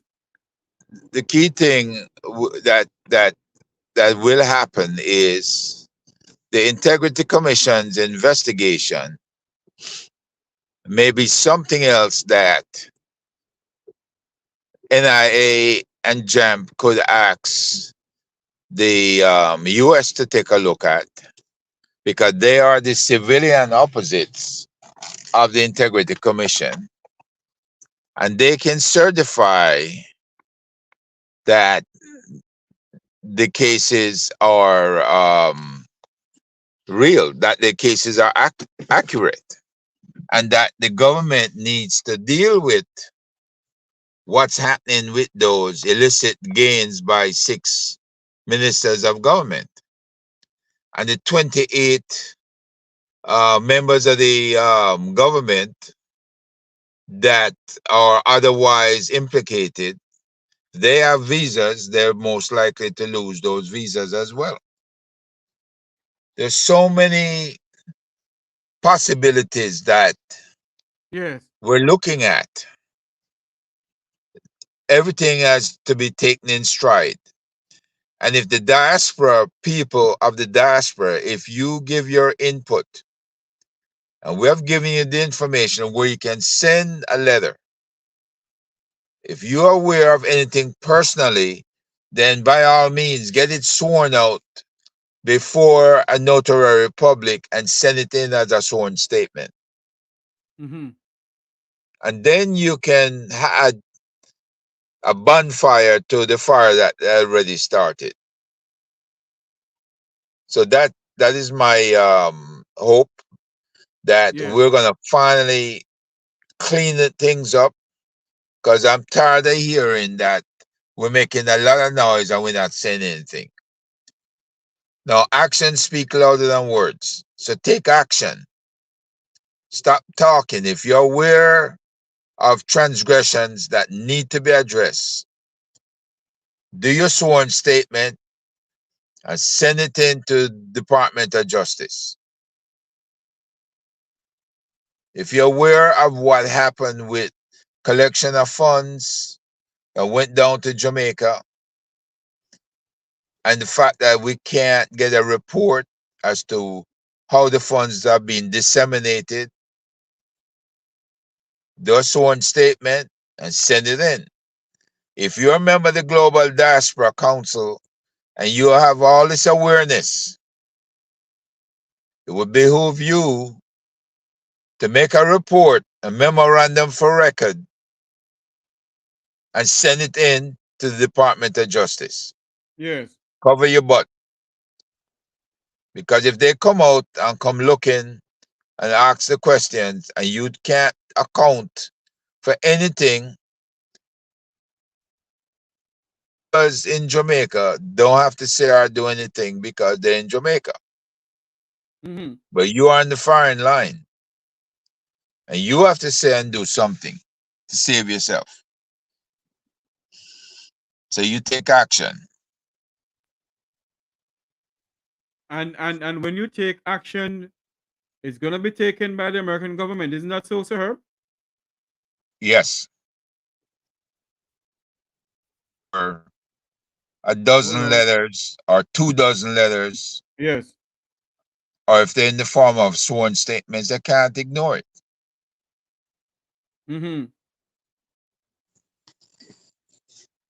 So Ladies and gentlemen, go ahead. No, that pretty much is how you make our diaspora more effective. Because then if we're a diaspora that participates in the process of good governance, then I think we'll get more respect from the US government. Yes. But if we stay quiet and all we do is mumble and grumble,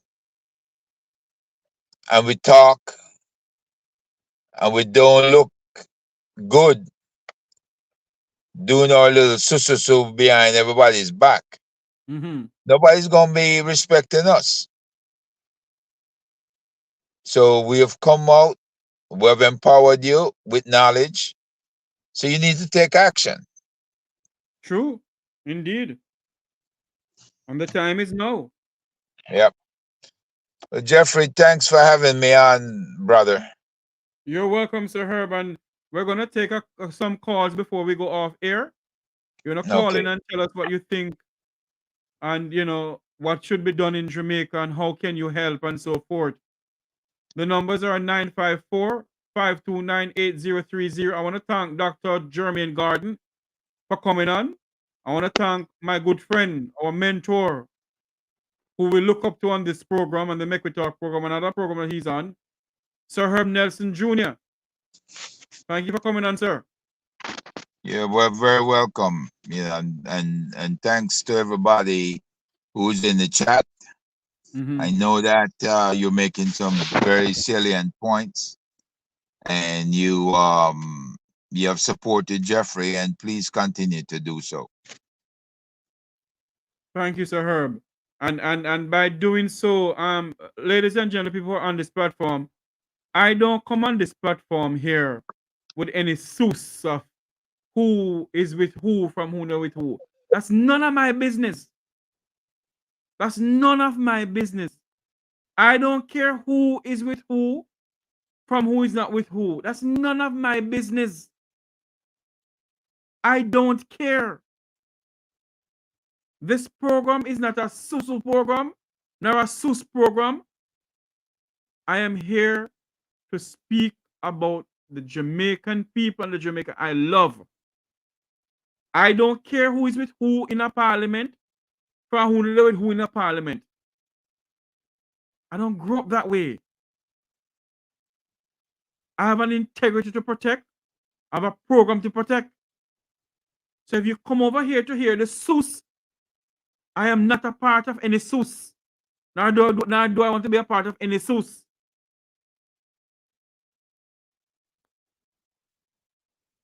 I want to say thanks to Dr. Gordon for coming on. Thank you so much, sir, for coming on. And if you're offended in what I said to you, then I'm sorry. But I cannot allow people to come over here and speak about who they found they would do. It's none of my business. I have no proof to it. I have no proof to it. So I cannot allow this to I can't allow to come on my platform and speak about that. And for those who want to dub me a comrade, that's your business. I know what I stand for. For those who want to dub me as a laborer, that's your business and what I stand for. But I will not allow anybody to come on this platform and put my name in this report. I'll put this program in this report. I will not allow it. I respect you, respect me. The numbers to call is 954-529-8030. That's 954-529-8030. You can call in and we can, talk to either myself or Sir Herb as we're on. If not, we're going to just say good night for the night.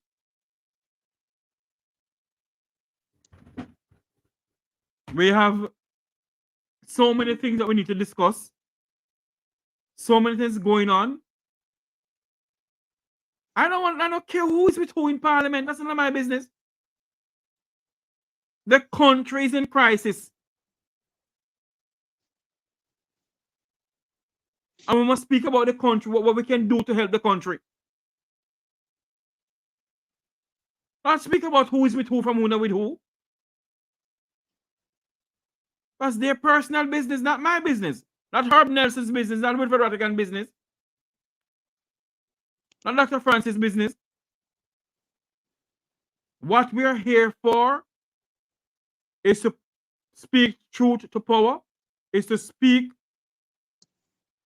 to enlighten, to educate the Jamaican people. That's what we're here for. And I thank you all for liking and sharing and subscribing to my channel. I thank you all very much. And for those who want to come over here and dub me as whatever, I thank you all for your criticism. I thank you all very much, but I will not allow no one, absolutely no one, to come on this platform and put my name in this report. No way, I will not allow it.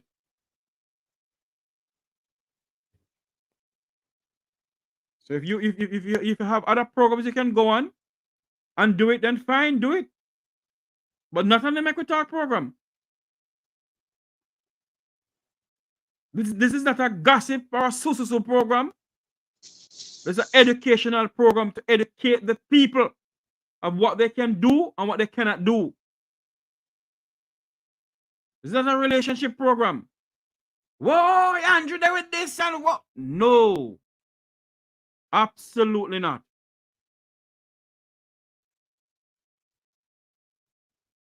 So for those who want to stay with me and continue with me, I respect you. I thank you. For those who want to go and dub me as whatever, I respect you and I thank you same way. But this is where I have to take a stand. And I'm pretty much sure. I am on Mr. Rattigan program last week, Saturday, or the week before. And I see where Mr. Rattigan started deleting people because of the disrespect in the comment section. We can't agree with everybody. We're here to agree and disagree. Let us be civil. Let us all be civil. So if Dr. Gordon wants to be upset with me, there's nothing I can do about it. We come to talk about a letter that he wrote When it comes to talk about who they had Bruce Golding from, when they had Bruce Golding, it's none of my business. When it comes here to talk about who they were PNP members and who they were PNP members, that's none of my business.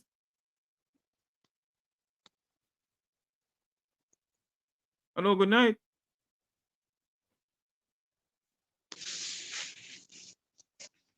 Oh Lord, I think we're having somebody calling, but the phone is redialing. Sir Herb, I think we're gonna, because no one's gonna call in, I think we're gonna wrap up. The numbers to call, this is the last time I give out the numbers. If you're not gonna call in, then we're gonna wrap up. 5954 529 8030. Oh Lord. 54 529 8030. All in.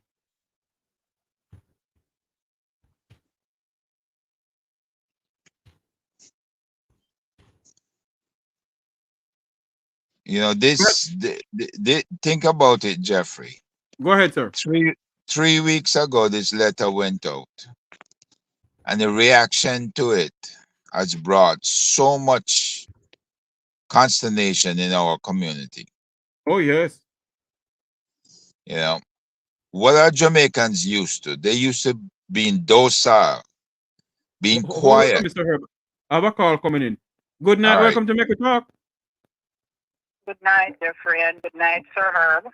I follow both of you on different platforms, and the issue that was raised with the letter is causing pandemonium in Jamaica. I'm not so sure if everybody in the diaspora is aware, because I know each platform person highlights this. I am hoping that the demonstration is being organized and will happen very soon. It's winter where I live, so therefore I don't want the extreme cold when the demonstration starts. So that is something I wanted to say. And this letter was long time coming. Yes. It's been a long time coming. I personally know about something in pertaining to some of the issues that were brought up about Jamaica. Mm-hmm. And it's not only since the Jamaica Labour Party came into power.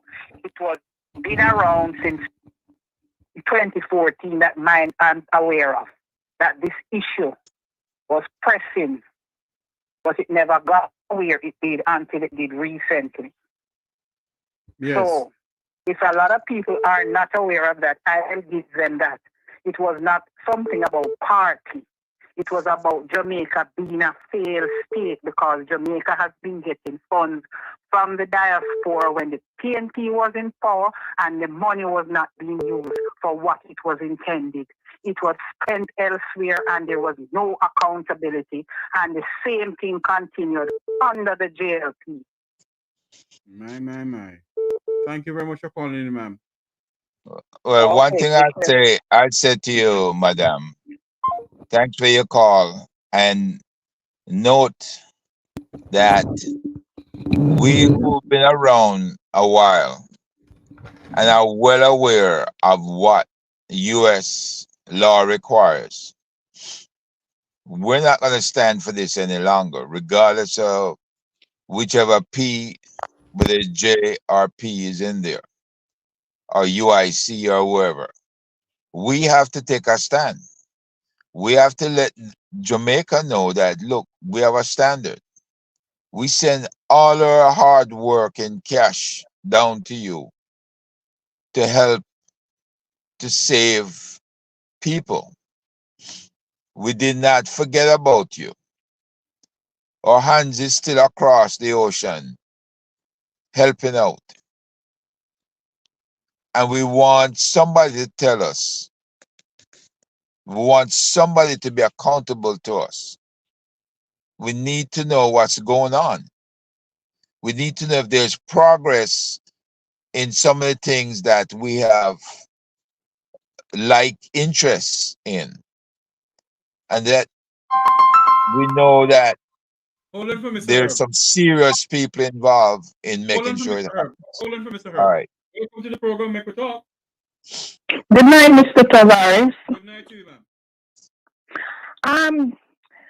As a person living in the diaspora, there's some concern that needs to be addressed. Yes.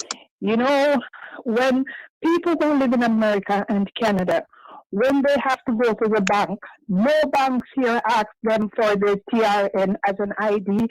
I want to know, why is it the banks in Jamaica, when you have an account there and they're updating, they need your social insurance number, and if you don't give it to them, they freeze your account.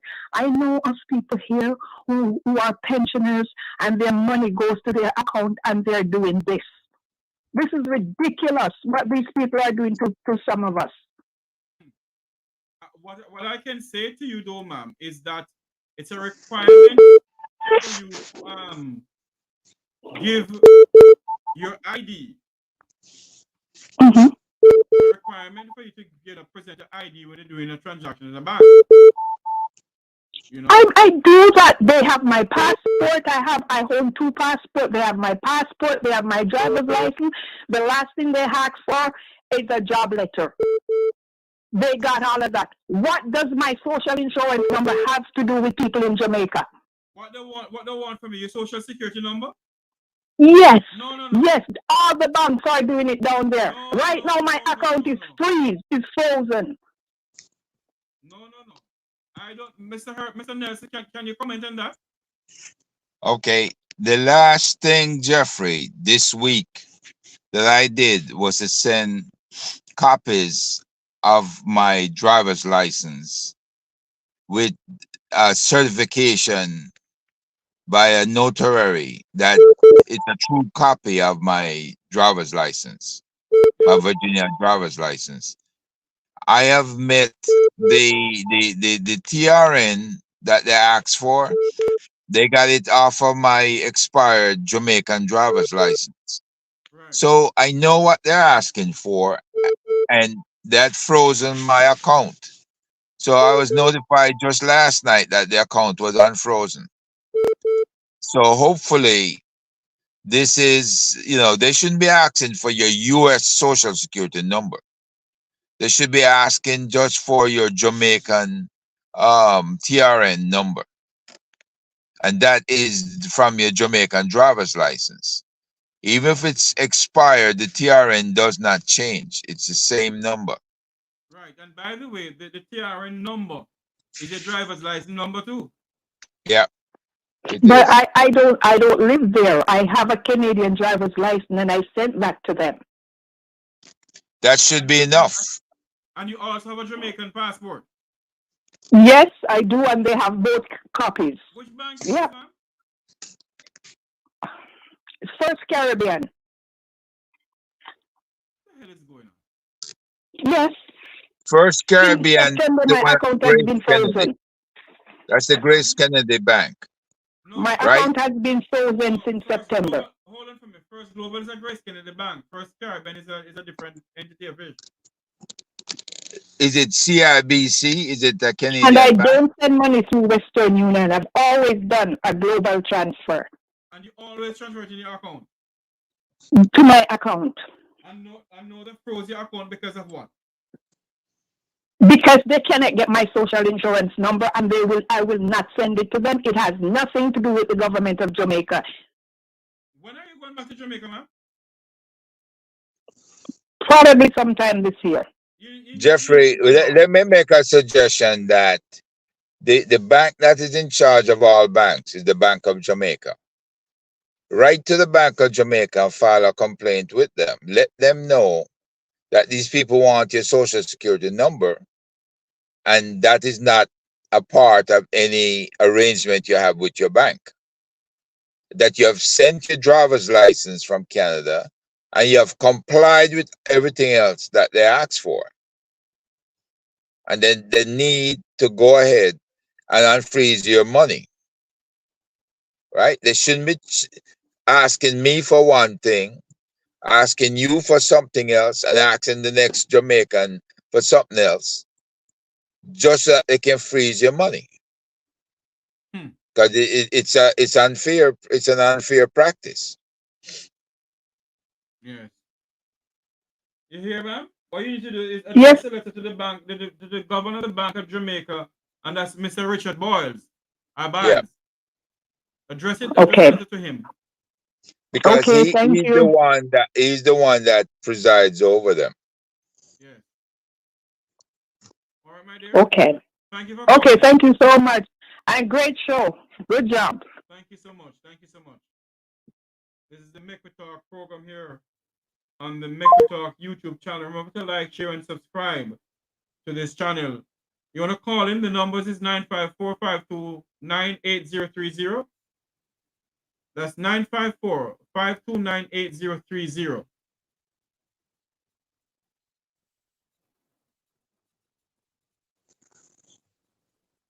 You know, let me make something clear. Dr. Gordon, the Jamaican ambassador, it doesn't matter who she is. She's the ambassador for everybody. You know what? Let me not go down the road with you because I realize where this is going. I will never come on your program and disrespect you. Jeffrey, it's, you know, water under the bridge right now. Yeah. Right? If the people want to hear answers, let them ask the question, or else we just need to shut it down. Yeah. Oh Lord, I am being told here, Sir Nelson, that there is some shebang going on at First Caribbean Bank. Who's First Caribbean Bank? It's a bank that is in Jamaica.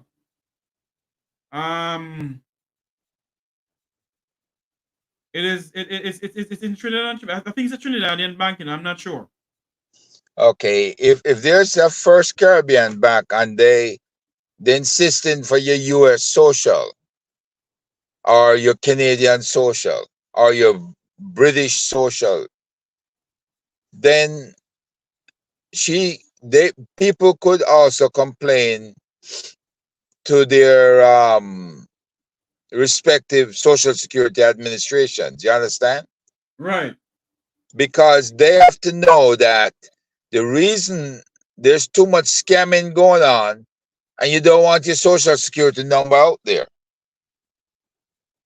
And each of these governments have the power to protect you because they give funding to Jamaica. And they can tell the Jamaican government to cease and desist from asking for people's Social Security numbers. Yes. Right? So that's another thing. If your listener is listening, she could ask her own Social Security administration in Canada to act on this and to block them from asking any further questions. I don't know who this bank is, if it's Trinidad Bank or what, but they need to stick to a agreed set of rules. Yes. And nobody asks me for my Social Security number. They're not going to get it.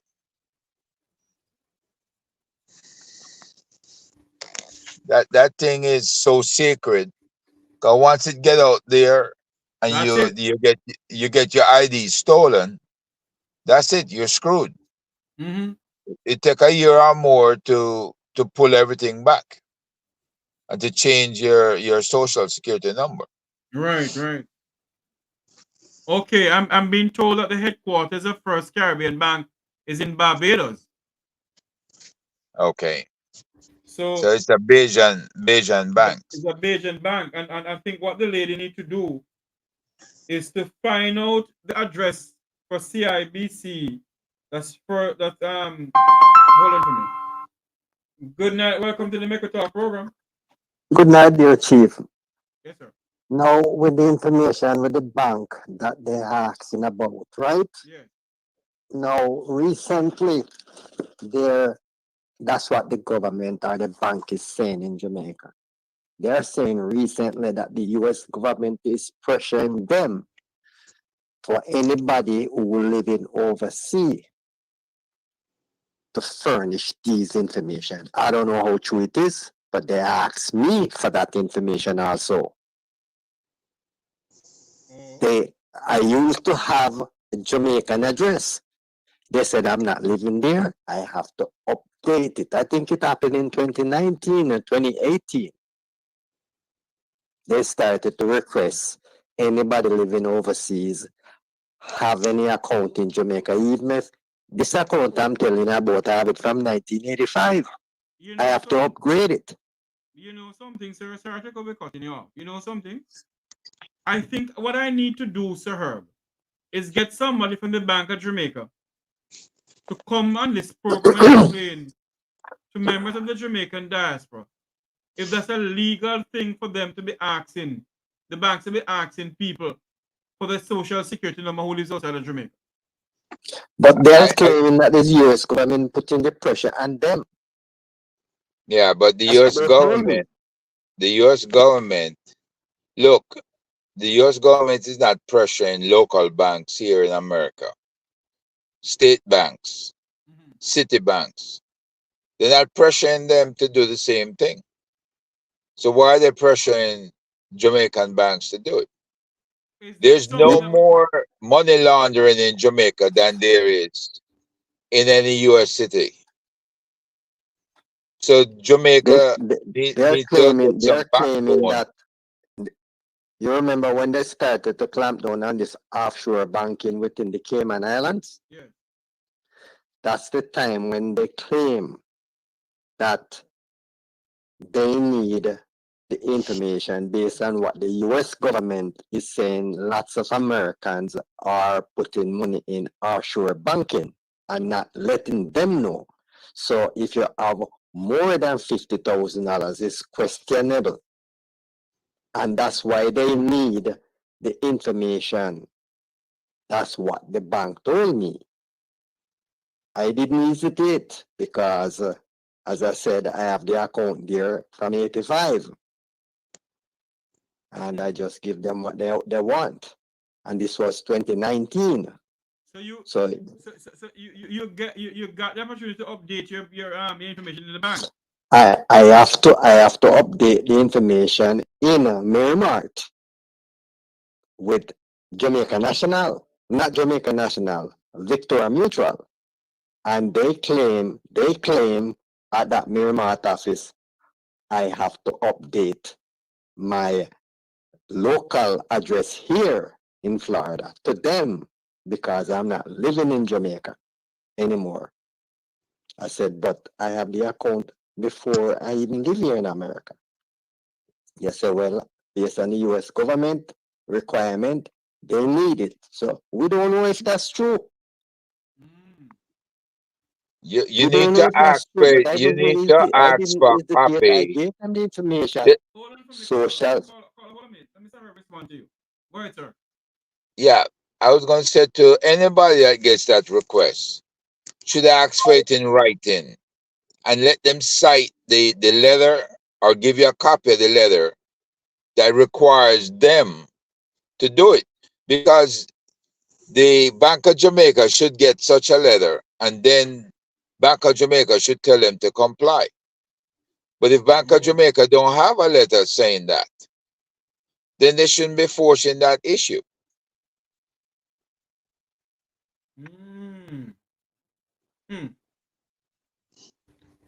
So is it, well, as I said, I think Mr. Herb, you're correct. And I think personally, I'm going to try and get somebody from the Bank of Jamaica. What do you think, Sir Herb? Yeah, you get somebody from the Bank of Jamaica or get somebody from, up here from DOJ or whoever the or ask a congressional committee to respond in writing. Okay, one moment for me. The Finance Committee in Congress. Yeah, one moment. Good night. Welcome to Make a Talk. Yes, sir. Yes, sir. Good night. Go ahead. Yeah, the banking thing, if you're in the Cayman Islands, and if you're in the Cayman Islands and you open an account, they tell you if you're an American citizen, they're gonna take your money. They're gonna give your information to the U.S. government. That's what they told you. But they don't tell you. They don't ask you for your security number. They only tell you that you're gonna share your information with the American government if you're an American citizen. That's what they do in the Cayman Islands when you open an account. But so Herb, Jamaica is not an offshore banking system. Are we? No, no, we're not in the same like as Cayman Islands or Barbados or Panama or anything like that.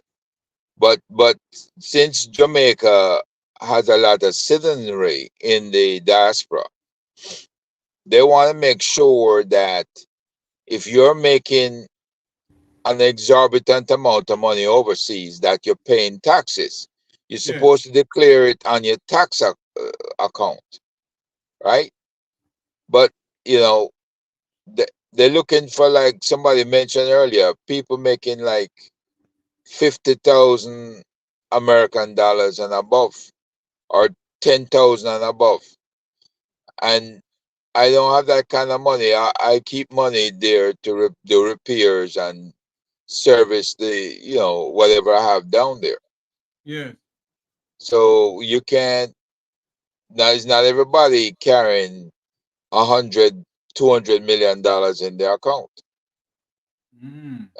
I don't have a lot of people that does that, and people can transfer money back and forth. So There's something not right though. well, the bottom line is to get it from the horse's mouth, and that's Bank of Jamaica. Yes. Ask them what is the directive that they receive from the IRS here in the United States, right? And as far as I know, they have to protect the privacy and the interests of their banking public. So ask them, do you give up your privacy and your interests once you bank in Jamaica? That's the question they have to answer. And if you do, for what reason? What directive says you must do that? I know Canada has an agreement with the US and vice versa to report salaries and investments in both countries for tax purposes. Yes. But I don't know if Jamaica has such an agreement. That's the question you have to ask too. For tax purposes, what agreement does Jamaica have with the US, Canada, and the UK? It's a very good question, and we have to have a topic on that too. We have to get some communique from the Jamaican the Bank of Jamaica pertaining to this, or the U.S. State Department. Yeah. So Herb, we're gonna wrap up. I want to tell you thanks for coming on. You have any closing remarks? Well, Jeff, I think I've said as much as we can say on the subject. Yes. And I hope people take heed.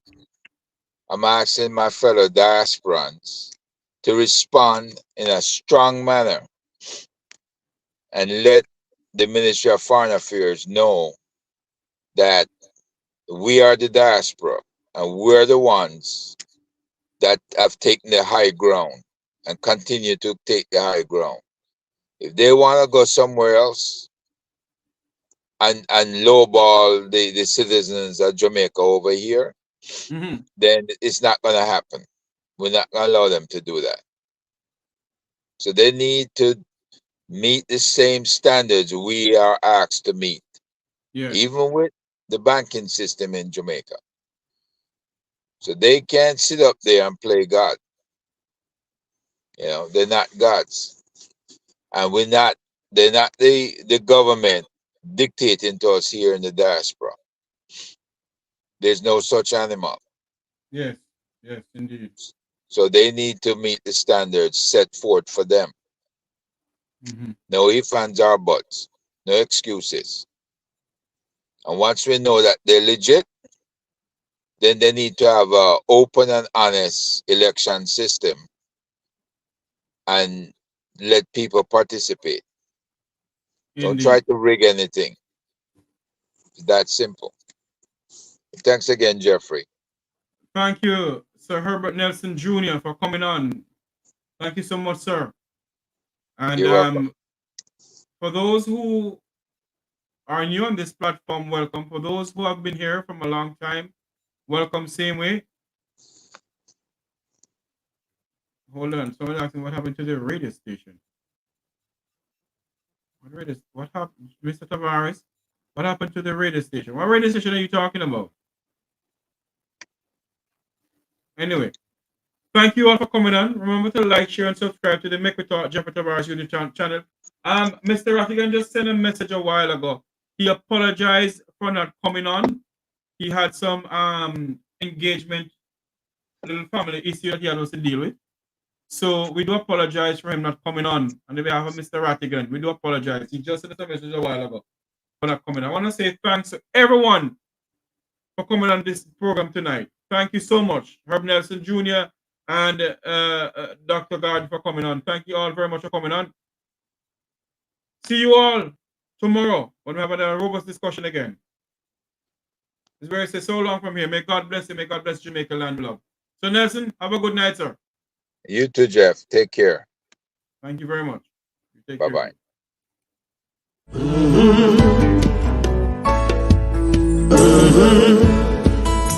When the game gets rough and this life just seems so tough, make we talk, my people, make we talk. When this town becomes an ugly place, don't let it erase the smile from your face. Make we talk, people, make we talk. Conversation is the key, a guiding light for you and me. Spark a talk and you will see.